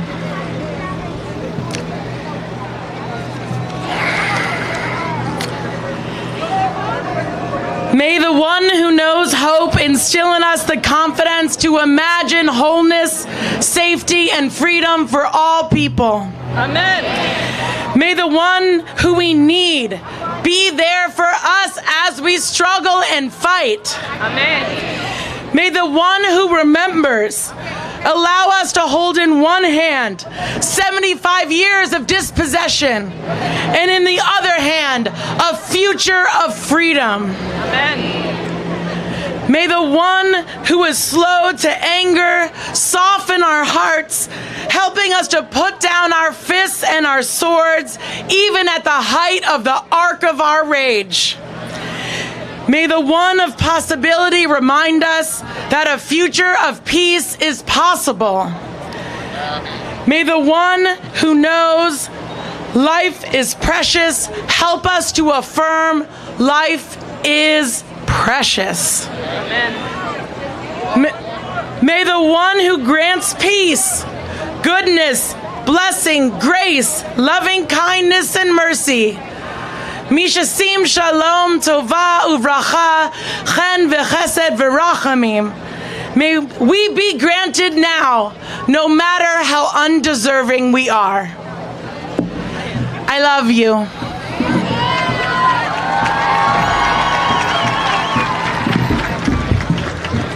As we gather here, we just got an announcement that the apartheid state of Israel is threatening to bomb Al-Aqsa Hospital. As we gather here to demand an immediate ceasefire, we are watching the apartheid regime escalate its violence against the indigenous occupied people of Palestine. And we know they are doing that with the support, the unwavering political, military, and economic support of the U.S. government. Shame on the U.S. government for not reflecting the values of the masses who are demanding different, who are demanding an end to the siege, an end to the occupation, an end to genocide. If you look around you today, you will see that we are joined not only by Arab and Muslim Palestinian. You are joined by people of all races, of all religions, of all genders, standing together on the right side of history. We are standing together to say no to war. We are standing together to say no to war and genocide. We, my friends, are standing together for peace. We are the freedom-loving people of this world, and together we will fight and build a new world. Next, I want to bring up the voices of the Palestinian people, including the 6-month-old child who vows to return to Palestine. I want to introduce Dr. Usama Abu Rashid. I want to introduce from AMP, from American Muslims for Palestine. I want to introduce Layla Al-Haddad, an award-winning journalist. And I want to introduce, Salma Kiswani. And I want to introduce Asma Asma Abu Ziyad, who's here from Gaza. We are going to hear from the voices of people from Gaza, and Layla Al-Haddad, to hear from the voices of people from Gaza, the voices in diaspora, the voices of the Palestinian people here in the United States, demanding something different of this government. Please give them a warm round of applause.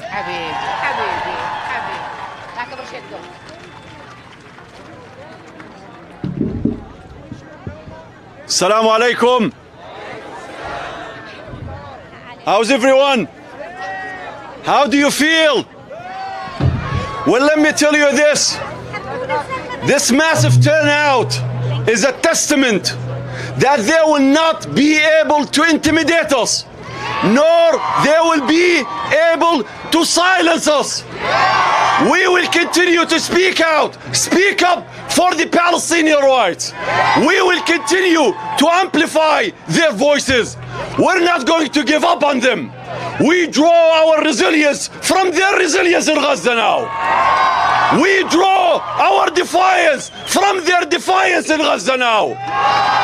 If Israel has failed and will continue to fail to break their will, you will never be able to break our will here in America. In his war speech last night, the president started by saying, and I'm quoting here, "We are facing an inflection point in history where the decisions we make today are going to determine the future for decades to come." We cannot agree anymore. Yes, this is an inflection point in history where humanity is being distinguished from evil. Mr. President, unfortunately, you have failed the test. You have failed the test. You have lied about your claim and your promise when you came to office that you're coming to restore America's moral authority. There is no morality in standing with genocide. There is no morality in apologizing for genocide. There is no morality in enabling genocide. Mr. President, your attempts to rewrite history are not going to work, and is not going to work. Your lies about wisdom and your own wisdom is not going to fly. You are not a wise person. You are not in a position to give an advice to a criminal government in Israel. Instead of advising them to learn from our mistakes after 9/11, instead of advising them to learn from our lies to invade Iraq in 2003, maybe you should start with yourself and learn from these lies. You're someone who was for the Afghan war. You're someone who was for the Iraq war. You're someone who's always perpetuated this machine, war and aggression worldwide. So instead of advising the Israeli government to learn from our mistakes, learn from your own mistakes. We invaded Iraq based on deceptions and lies, and you are lying today when you are claiming that it is the Palestinians who bombed their own hospital. You are lying when you claimed that you saw with your own eyes 40 Israeli children, beheaded Israeli children. The White House walked back your statement. You are still to apologize. The blood of Wadir is on your hands. You have fueled this bigotry. You have fueled this animosity. You have fueled Islamophobia and anti-Semitism. So shame on you. Shame on you. We will continue to stand with them, and we will continue to stand against this genocide. And we will continue to hold this dysfunctional Congress that did not convene to serve the American interest, but it's coming together now to serve Israel. Shame on all of you. Shame on all of you. You don't speak for us. And Mr. President, you can kiss our votes goodbye. You don't deserve them. You don't deserve them. The hell with your moral authority that you promised us. The hell with you.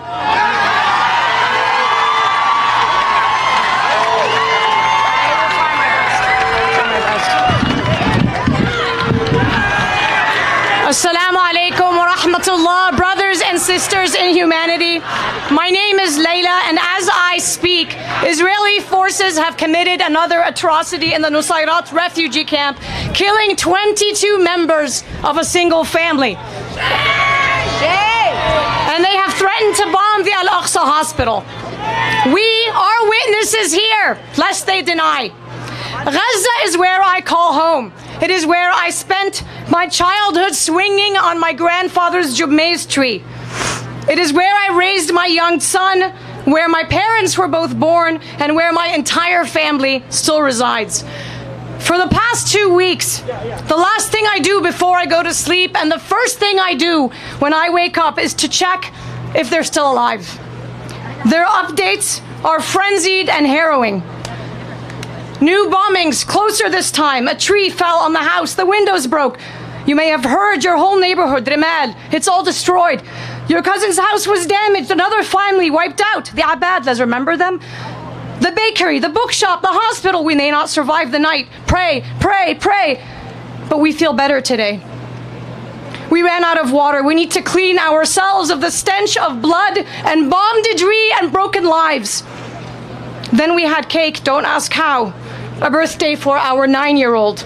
We insist on celebrating life. We insist on hope. They have run out of water. They have no power, none whatsoever for 10 days now. True to Israel's criminal promise to deprive them of both of those things. But they refuse to leave their home in Gaza City, insisting they would rather die in dignity. And yet they repeat to me over and over, we are still standing. We thank you, God. We seek his pardon. And we ask only 2 things. Pray for us and tell our stories. There are 4 truths I have had to contend with over the past 2 weeks. The first, I no longer spend my days and nights worrying about what resources they have, but whether they will survive at all. The second, there is no safe place in Gaza, no bomb shelters and no escape. The third, our government has failed us. And it has failed them, and it has failed humanity, and it is facilitating and enabling a genocide unfolding before our eyes.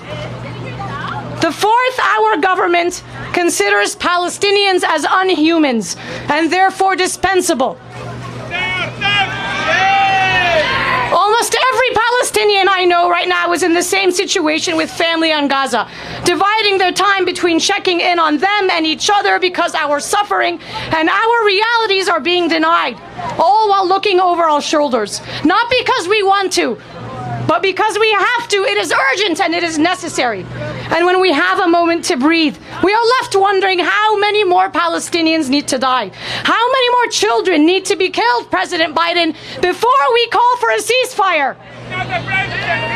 44 Palestinians have been killed so far. 1,600 children, more than the number killed in 20 months of Russia's war on Ukraine. And I end with this. My 4 children have been watching all week, distraught, and asking me, what will happen when the dust settles? Will they forget about us again? For her sake and for our own, and more importantly, for the sake of the children of Gaza and Palestine, I hope not.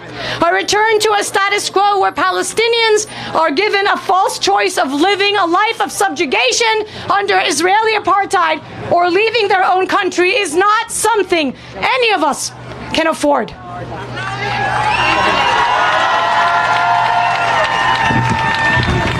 Assalamu alaikum.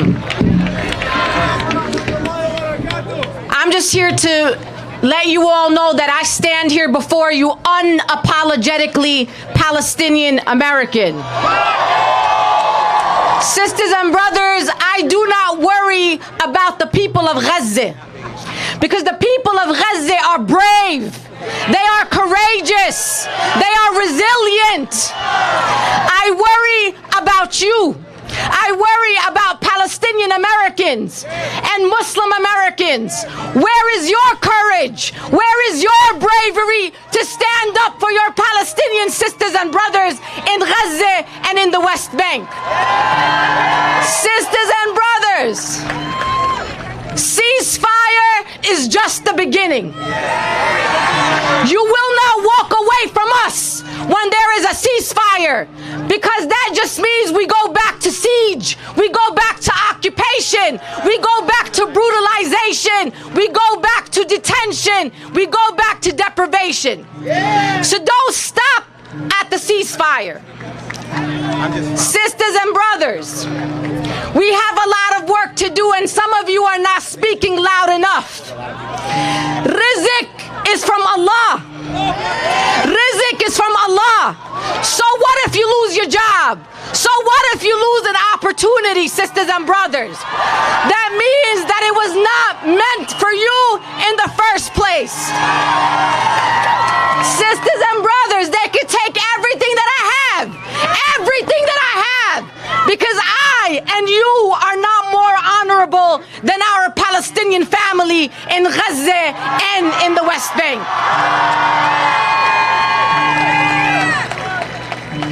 And I will say this to our president and the people who are around him and the Arab Americans and Palestinian Americans and Muslim Americans who work for this genocidal administration. Shame on you! Shame on you! You need to be outside here with us. Your president has disrespected you and our communities.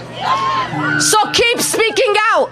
Keep calling your members of Congress, because November 2024 will come and we will not forget our people. And lastly, I'm going to share a quote with you. And this is to all of our friends here, our Jewish American friends, our black friends, some of whom are also Muslim, our South Asian, Palestinian, Syrian, Yemeni, all of you. It's a quote from Leela Watson, and she says this: if you have come here to help me, you are wasting your time. But if you have come here because you believe that your liberation is bound up with mine, then let us work together. Free Palestine! Free, free Palestine! Free, free Palestine! Free, free Palestine! Free, free Palestine!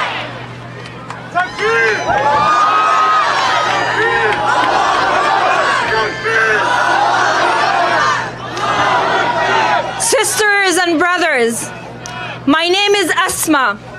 I'm Palestinian from Gaza who lived all her life until this summer.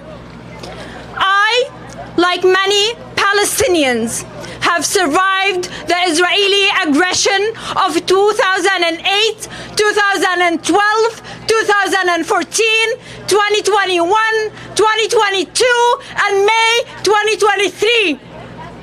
Unfortunately, I'm not there with my family, witnessing and maybe dying with them in 2023.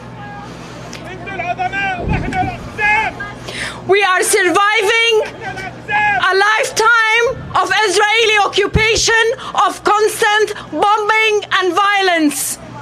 A lifetime of being given a choice between a slow death or a quick death. During the 16 years of blockade, I, like many Palestinians in Gaza, lost our beloved ones. I lost my uncle because he was unable to get a permit for a medical treatment. We live a life with a constant state of waiting for when is the next Israeli aggression. When the next aggression will take the lives of the people we love. Right now, we are not losing one or two of our family members. We are losing them by the dozens. My friend Abir lost 30 members of her family. My colleague Muhammad lost 25 of his family. My uncle's wife lost 22 only yesterday of her family members. There is no Palestinian right now in Gaza who has not lost a family member, a house, or was internally displaced. Our children are becoming more knowledgeable about death than they are about life. They comfort their mothers and ask them to forgive them if they died. Maryam Samir wrote 4 days ago, "I can't believe I'm alive until now. I don't know if after an hour I will remain alive. I'm tired of taking a refugee from one place to another, from a hospital to a street to a house while the bombardments is constant." Maryam died. No, actually, Maryam was killed. Right now, as we are sitting in the comfort of our places, of our homes, 3 other UNRWA schools are being threatened of being bombarded. Al-Aqsa, Al-Quds Hospital, that is a refugee of 12,000 Palestinian internally displaced, is also being threatened to be bombarded. Are we gonna wait until we see another Al-Ahli massacre to move? Is that what we are waiting for? My sister, who's a teacher, an English teacher and a mother of 2 amazing old boys, texted me asking me, every night I try to comfort myself that tomorrow there will be a ceasefire. And then I woke up and see no ceasefire. And I want to ask you all, I don't have an answer to her, but I know that we all collectively can have an answer to when a ceasefire can actually happen.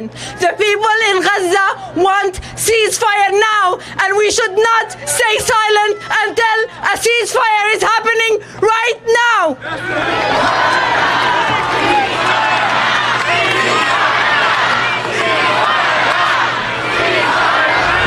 Ceasefire now! Ceasefire now! Ceasefire now! Ceasefire now! Ceasefire! All right, all right, all right. I need you to do us a favor because marching is only one tactic. But if you have a cell phone, I don't know, a lot of y'all got cell phones. Take out your cell phone. Take out your cell phone. And we need you to text Gaza to 96904. You will receive a petition that we need you to sign to President Biden and Congress so we can actually get a ceasefire now. So take out your cell phone, text 96904, Gaza to 96904. Text Gaza to 96904. Tell your friends to text Gaza to 96904. Tell your family members to text Gaza to 96904. We will now have Frankie from Harriet's Wildest Dreams right here in Washington, D.C. We will also have the Pastor William Lamar IV of Metropolitan AME Church, also right here in Washington, D.C. We will have Nahad Awad, the founder of CARE. Please welcome to the stage. Ceasefire now. Text Gaza to 96904. Patrick, I can't find a bag. Yeah, there's no HDMI.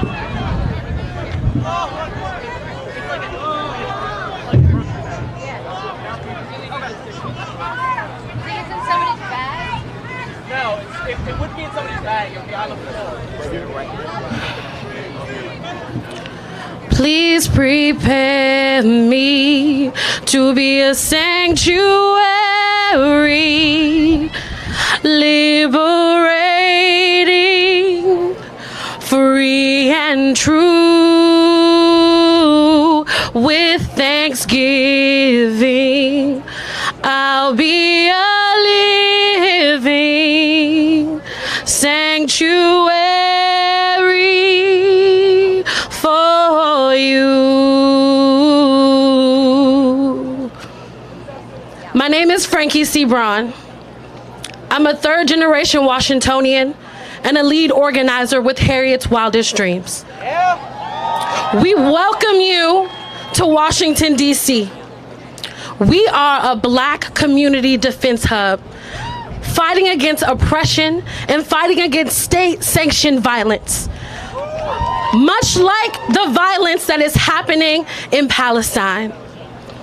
And we are here today in hopes of being a sanctuary, in hopes to be a place of refuge for our Palestinian family. We gather here as sanctuary until the time comes, and the time will come, where oppressed people will return to their homeland and Palestine will be free. Free, free, free Palestine. Free,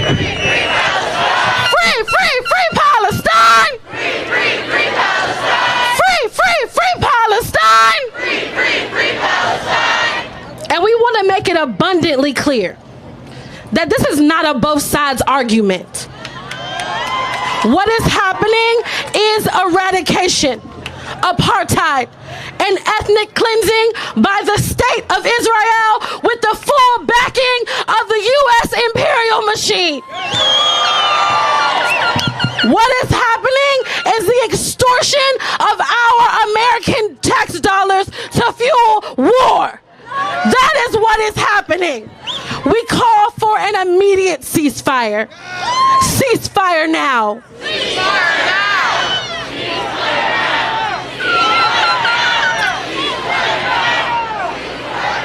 now. We admonish U.S. imperialism. Western subjugation of the global majority must stop. We must uproot occupation, put an end to genocide, and stamp out white supremacy wherever we see it. For it is our duty to fight for our freedom. And it is our duty to win. It is our duty to love one another. And we have nothing to lose but our chains. As Asada says, this battle against oppression, we as Black Americans can uniquely understand. We know what it's like to be hated for qualities as trivial as skin, as ethnicity, or whom you choose to love or worship. And we say shame on Congress. Shame. We say shame on Biden. And we even say shame on our very own DC Council, who unilaterally sided with oppression by backing Israel with no mention of the impact on the people in Gaza who have been under siege for 75 years. We say shame. For I too know what it's like in my epigenetics to hold generations of grief, trauma that expounds over decades and for some of us hundreds of years. My ancestors knew what it meant to flee.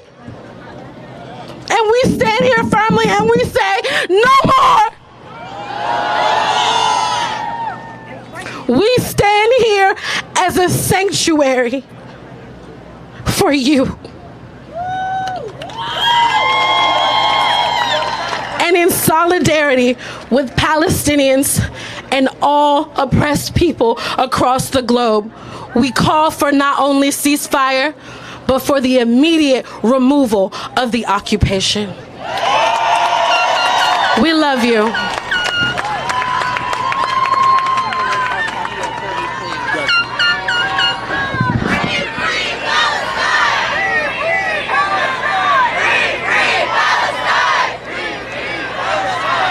Beloved, thank you for the beauty and the strength that I see.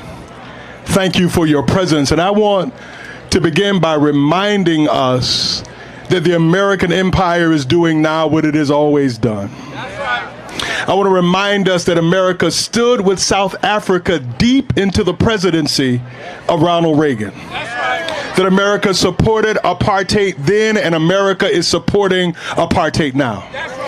I want to remind you that empires do what empires do. They dislocate people. They steal land and resources, and they wrap it in the rhetoric of freedom and divine destiny. We've come today to interrupt the theology that says that if you've got bigger guns, you can take my land. We come to interrupt the Western political hegemony that says that these nations can control the masses of human beings. We say free Palestine. We say ceasefire now. And we speak the word that so many of us have been afraid to speak, and that is revolution. We speak theological revolution, that every human being is made in the image and likeness of God, and their freedom is not to be circumscribed by anyone.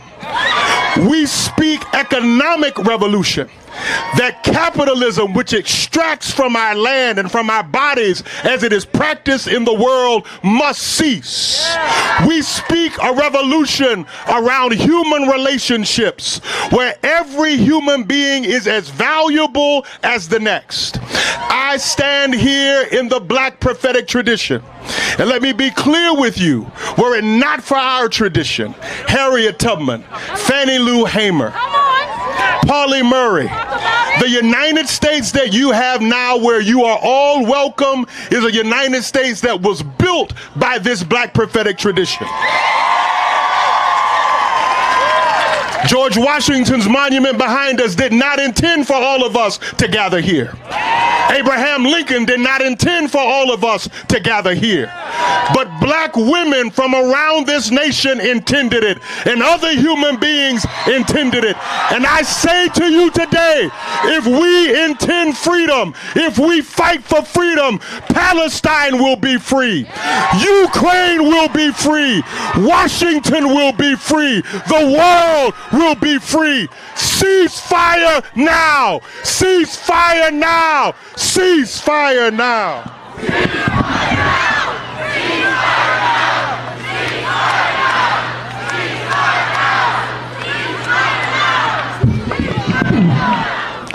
Assalamu alaikum wa rahmatullah. Peace be to you. I am Nihad Awad, the Executive Director and Founder of CARE.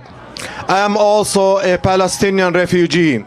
I was born and raised in a refugee camp as a result of the ethnic cleansing that my family and hundreds of thousands of Palestinians have been forced out from their homes, from their farms in 1948. And now we are here. We are here witnessing the homeland against being ethnically cleansed at the hands of the Israeli occupation. Aided, abetted, armed, excused, justified, defended by a corrupt government, our US government and its president, President Joe Biden. Brothers and sisters, let me address the president. President Biden, you self-declared yourself as a Zionist. You have been stealing the money of the United States taxpayers to defend and arm an occupier.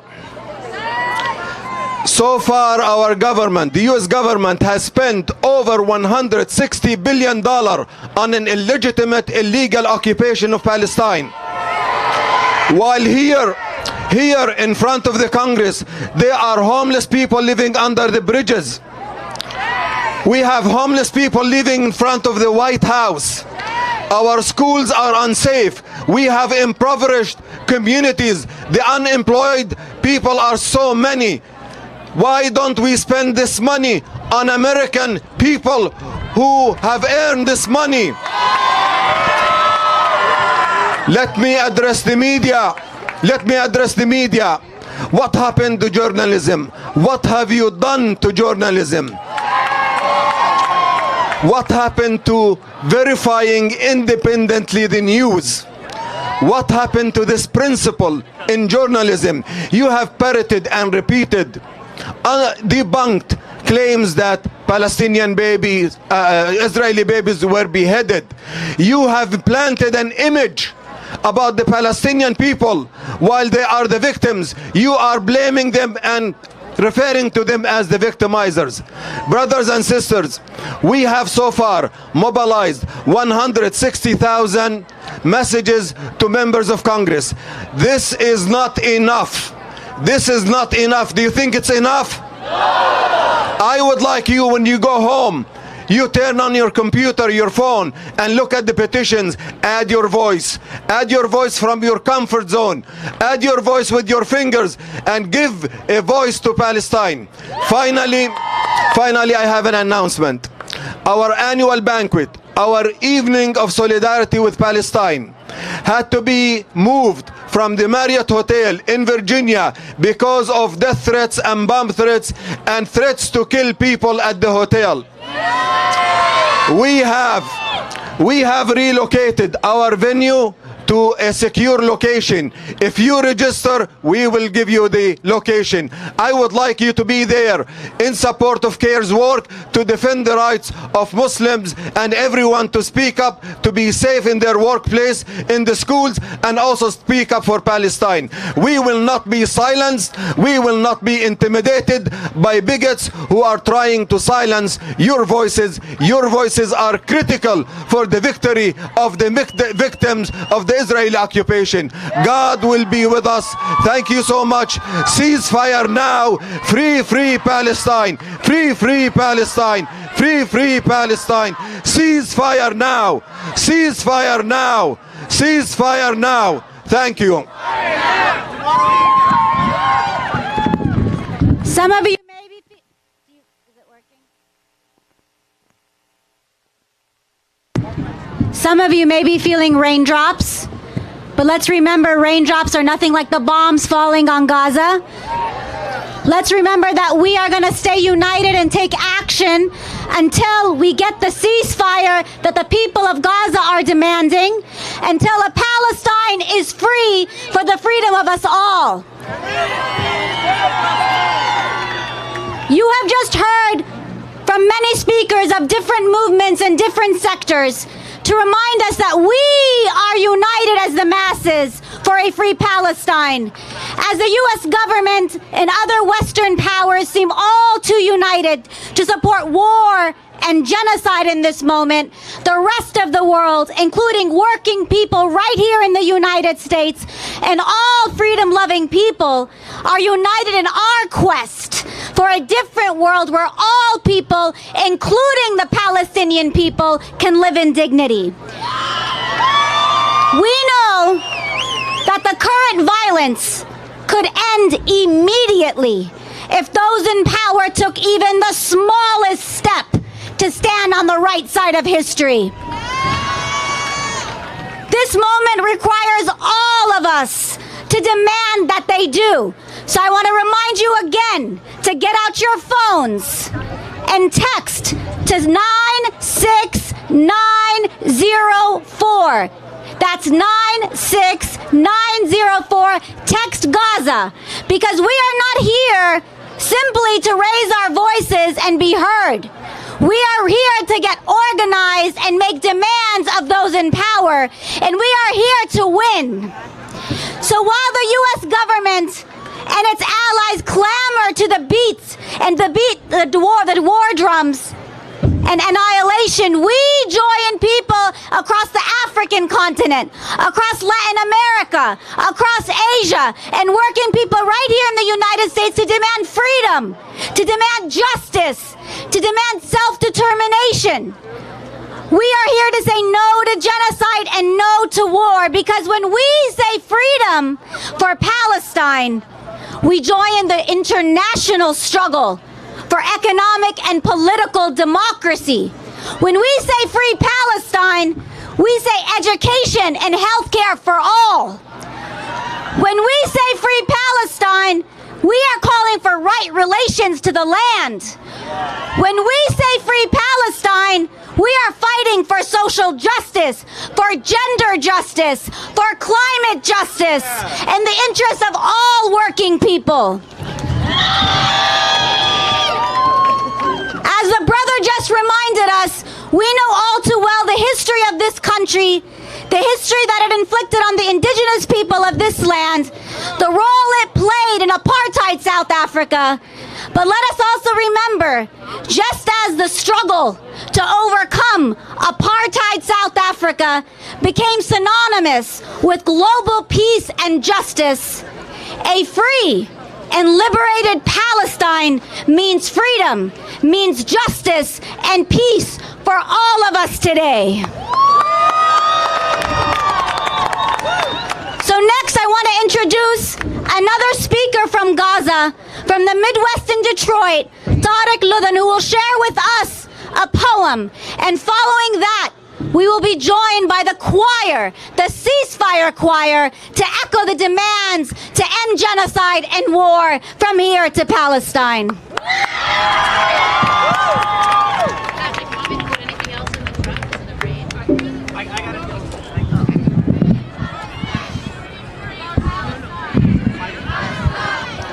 So first of all, thank you all for being here.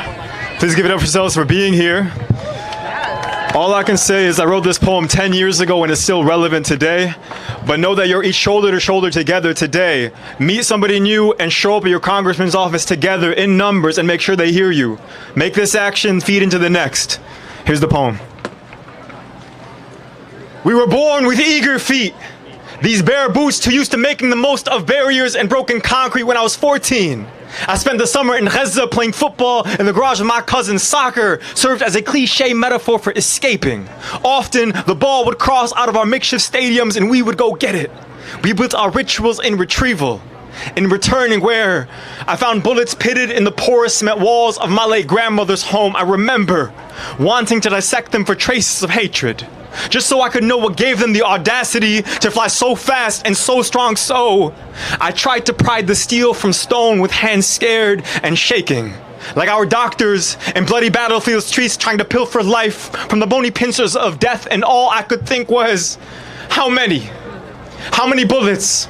How many bodies? How many bullets have missed their marked bodies? Because I know of too many floating souls adrift in the woodwork of sonic booms and sandy shores in Palestine. Every day is a hurricane. A sandstorm of fists and lead. We lead with our fists first until we are fed. But look, how they blame the hungry for swallowing their anger. As if the blockades were out of season. As if our boys had a choice between fight and flee. We scratch at the itch until we carve out the crazy. But where do you go when they straitjacket your city?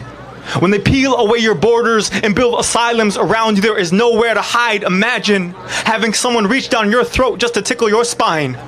To siphon your history out of your soul and wave it before you like a bone. They treat us like dogs, canines, barking in their kennels. If you look at a map, Gaza is a limb dangling from the body of the people. An anchor that cannot be trusted for all the wrong reasons, and I'm still trying to shed these shells. I'm tired of being shrapnel. A jagged casing of red-stained emotions, but there are no transfusions in a torn nation. No one donates pieces of themselves to the silenced, and here we are convinced that we are safe in our own homes. In these beds that we do not build ourselves, but when I wake up, I am told who I belong to. I respond with a muted plea.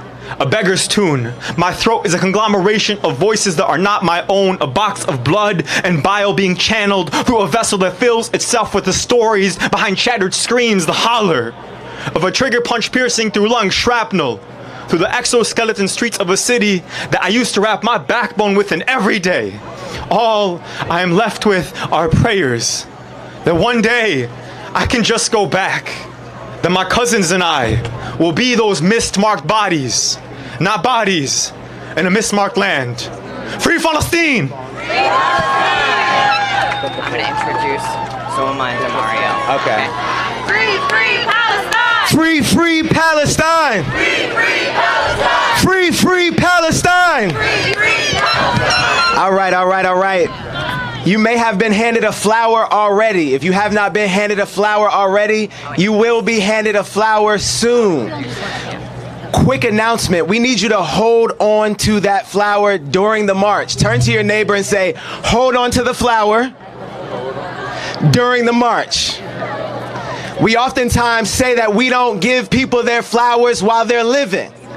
These are the flowers for the dead and for the living. So please hold on to your flowers as we march. And I also want to remind you, if you have a cellular phone, I see a lot of y'all have cell phones, we need you to text 96904. Gaza to 96904. All right, thank you. We're now going to have Lone introduce some more speakers. Free Palestine!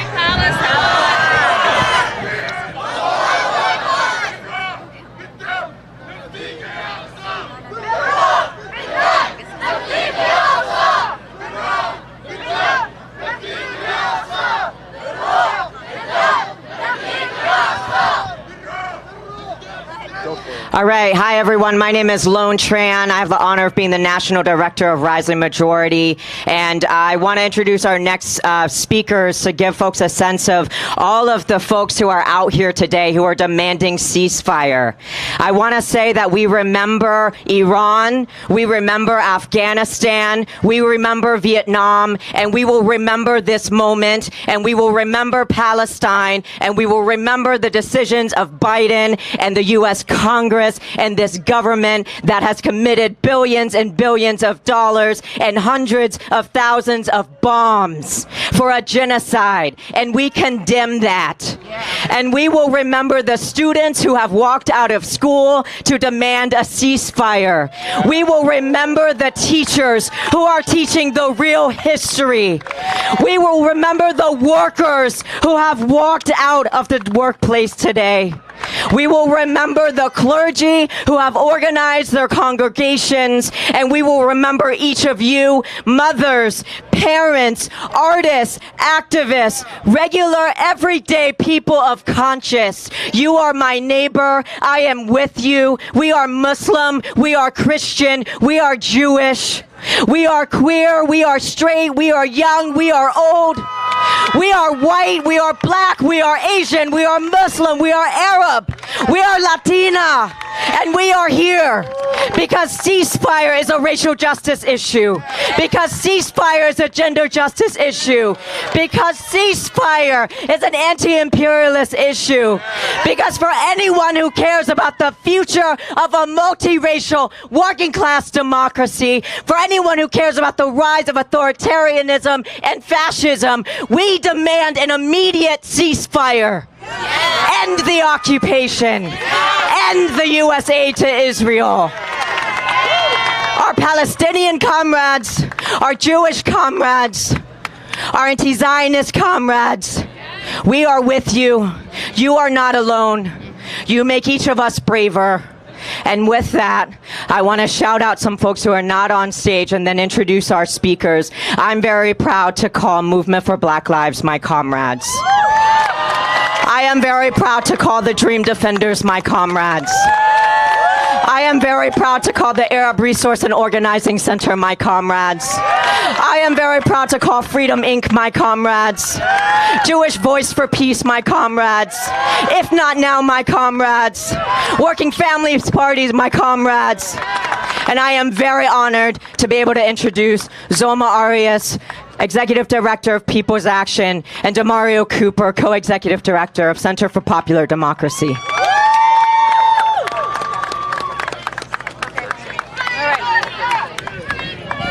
Hello, everyone. Buenas tardes. My name is Zulma Arias. I am an immigrant from El Salvador. I am also the Executive Director of People's Action, and I bring you greetings and solidarity from our network of 30 states, 40 organizations that are standing with you right now. And I am not going to repeat what everybody says, but there's one important message that I have for you, because you know what I have been doing since I have been standing here for the last 4 hours?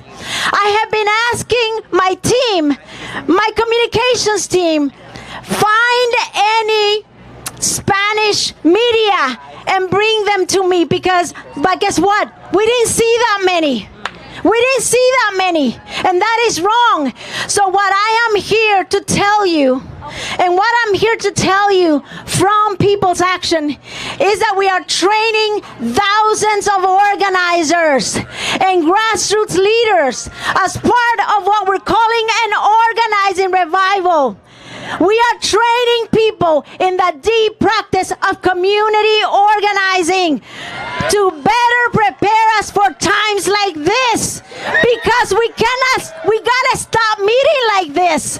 We gotta be together every day, not just in moments like this. And we recognize that the traditional grassroots movements in the United States, they lack a shared understanding of our struggle across borders. And while I am grateful to our Alinsky traditions that brought people like me here today, I want to tell you that it's a new day for our movement. And that at this very moment, there are thousands of organizers training the next generation of organizers and grassroots leaders in the deep practice of good organizing that just take us from self-transformation to resistance, and from self-resistance to a collective shared interest, so that in moments like this, we can show up without hesitation and an unwavering solidarity as a movement, because we recognize that our struggle is a shared struggle. Thank you, everyone. Hasta la victoria siempre. ¡Sí se puede! ¡Sí puede! Free Palestine! Free Palestine! Free Palestine! Palestine! To God be the glory. May my words honor my ancestors. We already know what's wrong. The first thing I want to say, though, is not for the people who are here, because y'all already know what's going on. I want to say it to the people who are on the sideline wondering if they can say anything, because their values have them in a situation where they're like, how do I stand on my values of being anti-colonialist and not look like I'm anti-Semitic? And at the same time, how can I stand on my values of fighting and wanting oppressed people to be free and not looking like I'm pro-terrorist? See, that's the condition they got us in. But I'm here to tell you, my name is DeMario. Actually, I'm DeMario Cooper. I'm a co-executive director of the Center for Popular Democracy. I got to do that. That's my job. But I'm not really standing here as that. I'm standing here as a human being.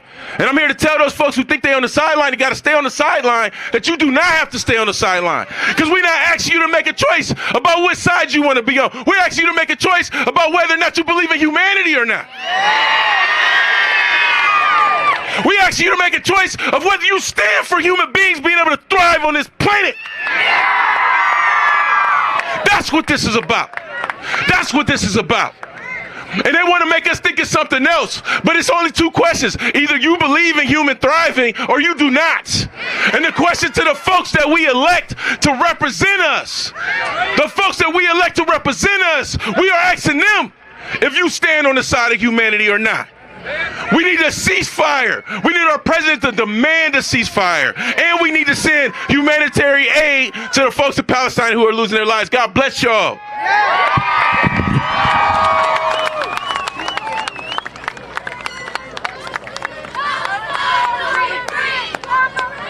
Let's make a vote.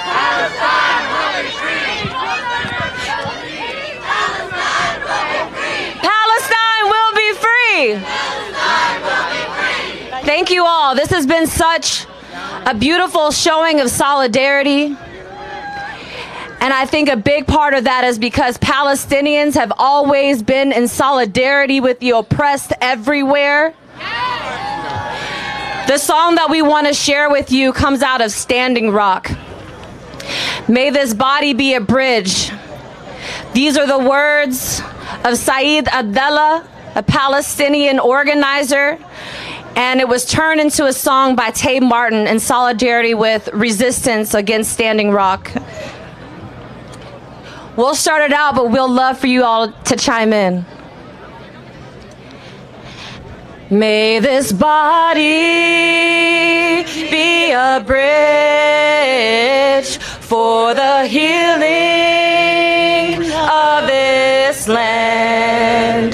May the river flow through us, cleansing greed from our hands. May this body be a bridge for the healing of this land. May the river flow through us, cleansing greed from our hands. We are born from the water. We are made from the land. Teach us, oh great mother, to bring peace to the land. May this body be a bridge for the healing of this land. May the river flow through us, cleansing greed from our hands. May this body be a bridge for the healing of this land. May the rivers flow through us, cleansing greed from our hands. We are born from the water. We are made from the land. Teach us, oh great mother, to bring peace to the land. This body be a bridge for the healing of this land. May the river flow through us, cleansing greed from our hands. May this body be a bridge for the healing of this land. May the river flow through us, cleansing greed from our hands. We are born from the water. We are made from the land. Teach us, oh great mother, to bring peace to the land. من المية للمية فلسطين عربية من المية للمية فلسطين عربية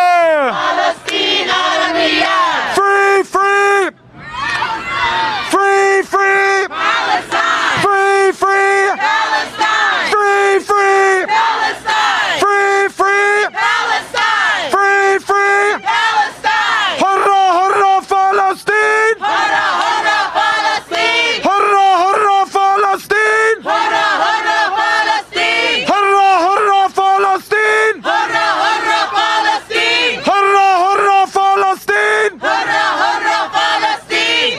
Thanks y'all.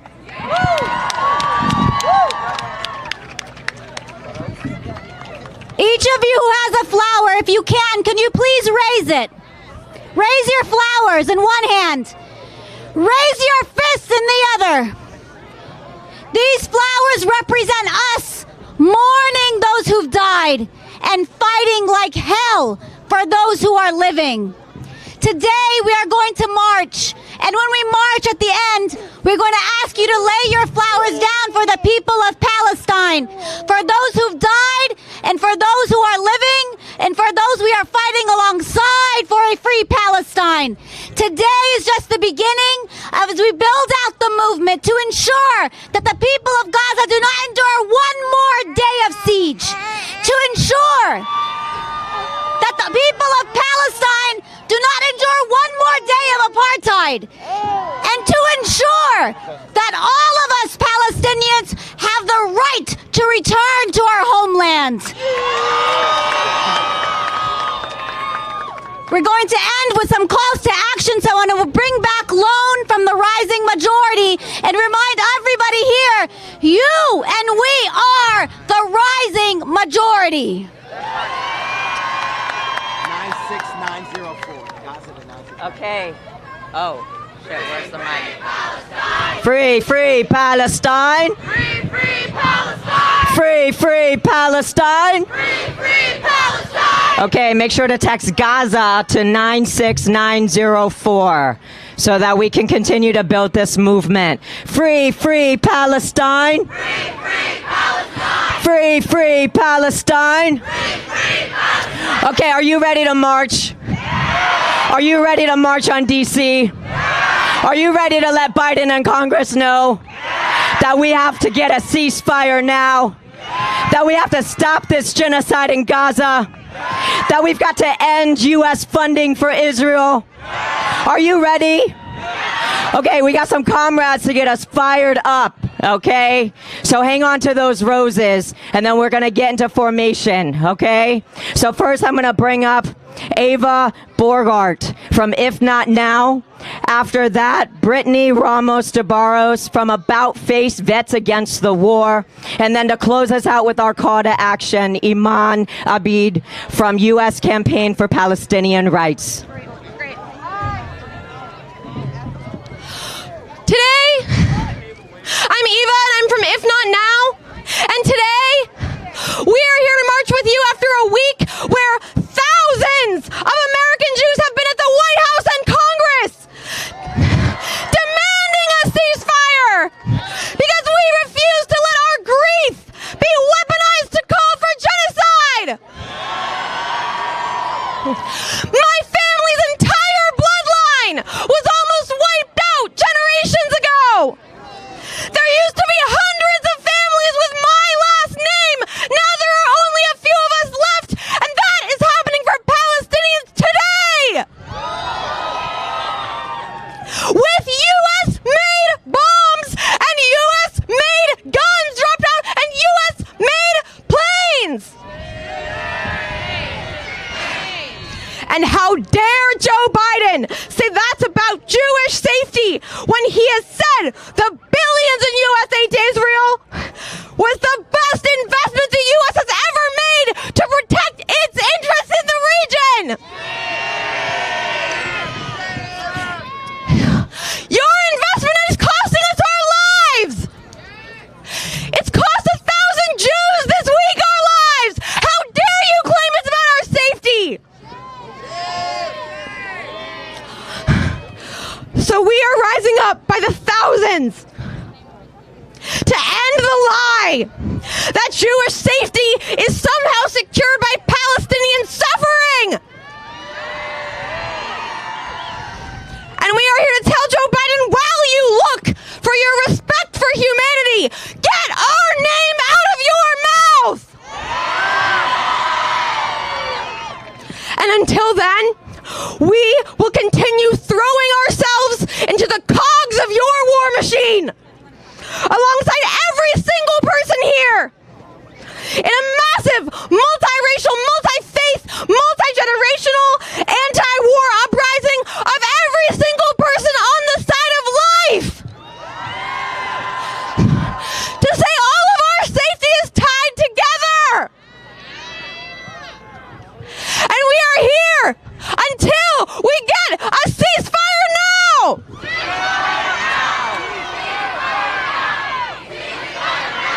Ceasefire now! Ceasefire now! Ceasefire now! Ceasefire now! Ceasefire now! My name is Brittany Ramos de Barros.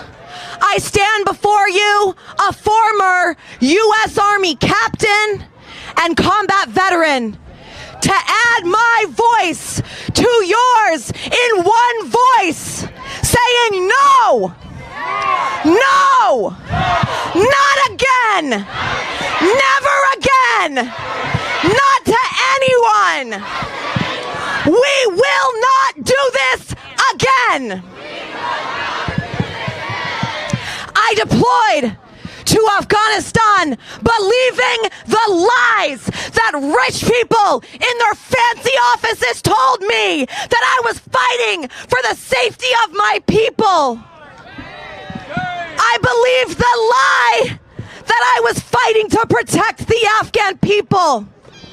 And as I stood there in the dust, feeling the ripples of the shock waves flow through my body, as villages were bombed, as I watched mothers bury their children, I knew that it was undeniable that we cannot bomb our way to peace,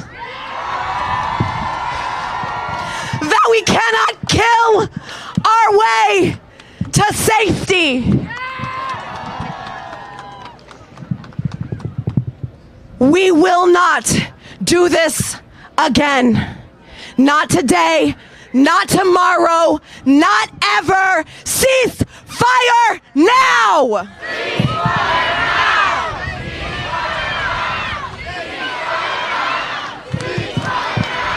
Ceasefire now! Ceasefire now!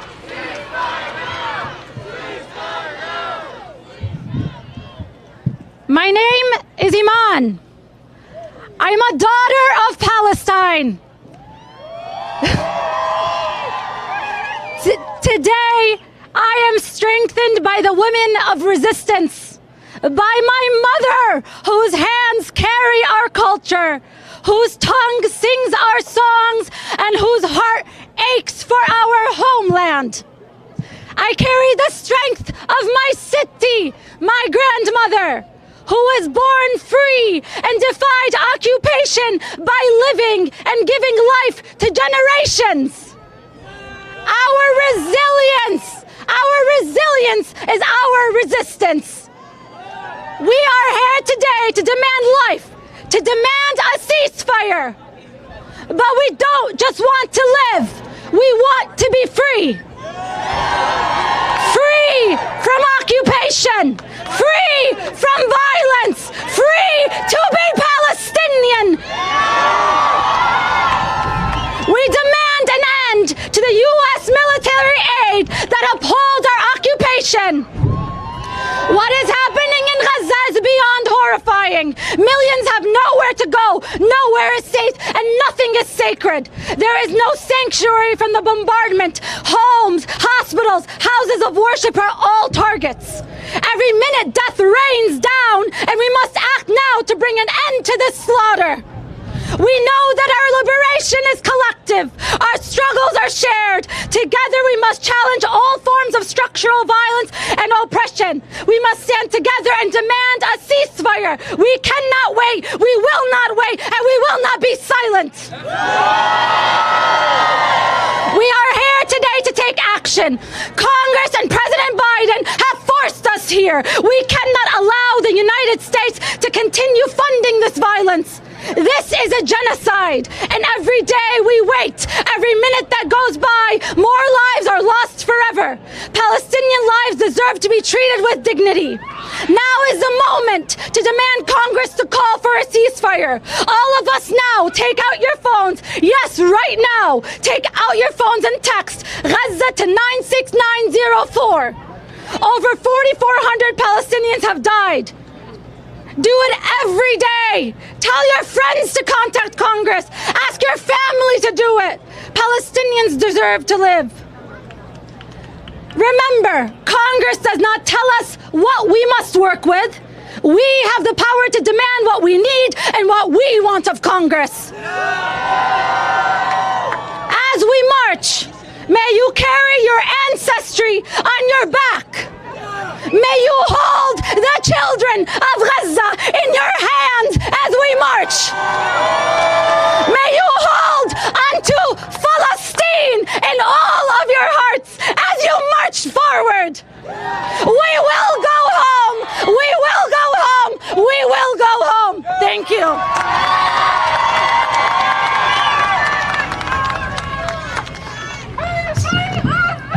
Free, free Gaza. Free, free Palestine. Free, free Gaza. Free, free Palestine.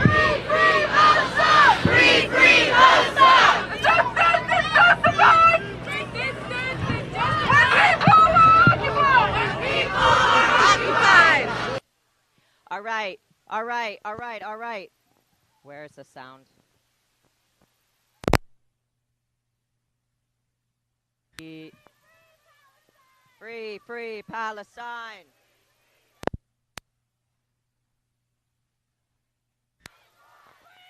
Palestine! Yeah, where needs to go? Where's the sound? Where's the sound? Here? Okay. Are you ready to march for ceasefire? Are you ready to march for an end to the occupation? Are you ready to march to end Israeli apartheid? Are you ready to march to hold Biden and Congress accountable? Okay, on to the White House. We are following the leadership of Movement for Black Lives, of Rising Majority, of Dream Defenders, of U.S. Campaign for Palestinian Rights, of Adala Justice Project, of Arab Resource and Organizing Center, and we will march to put an end to this. Ceasefire, ceasefire, ceasefire now. Ceasefire, ceasefire, ceasefire now. Ceasefire, ceasefire, ceasefire now. Okay, there are some logistics, and we're gonna get them real fast, and we're gonna go. All right, y'all, are you ready to march? If you are deaf or in need of ASL, go to the front of the march. We have access. Shout out to our ASL interpreter. Shout out to American Muslims from Palestine. Thank you for being here. We keep us safe. We have medics. We have marshals. Follow the lead of orange vests. Everybody, you guys are gonna exit that way. Take the first right. That first right. Join the march. We're all gonna march together to White House. Be kind, be patient. Take your flowers. We are going to the White House. If you are deaf and need ASL, please go to the front. Anything else? We're gonna use the mic down here. Just say loud. Just get them, take the mic off. Just take the mic off. Oh, sorry. I wasn't gonna say anything.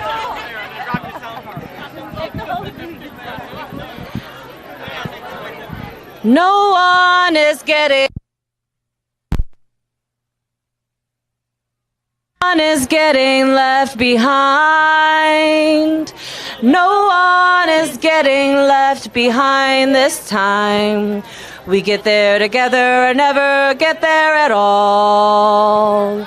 We get there together or never get there at all. No one is getting left behind this time. No one is getting left behind.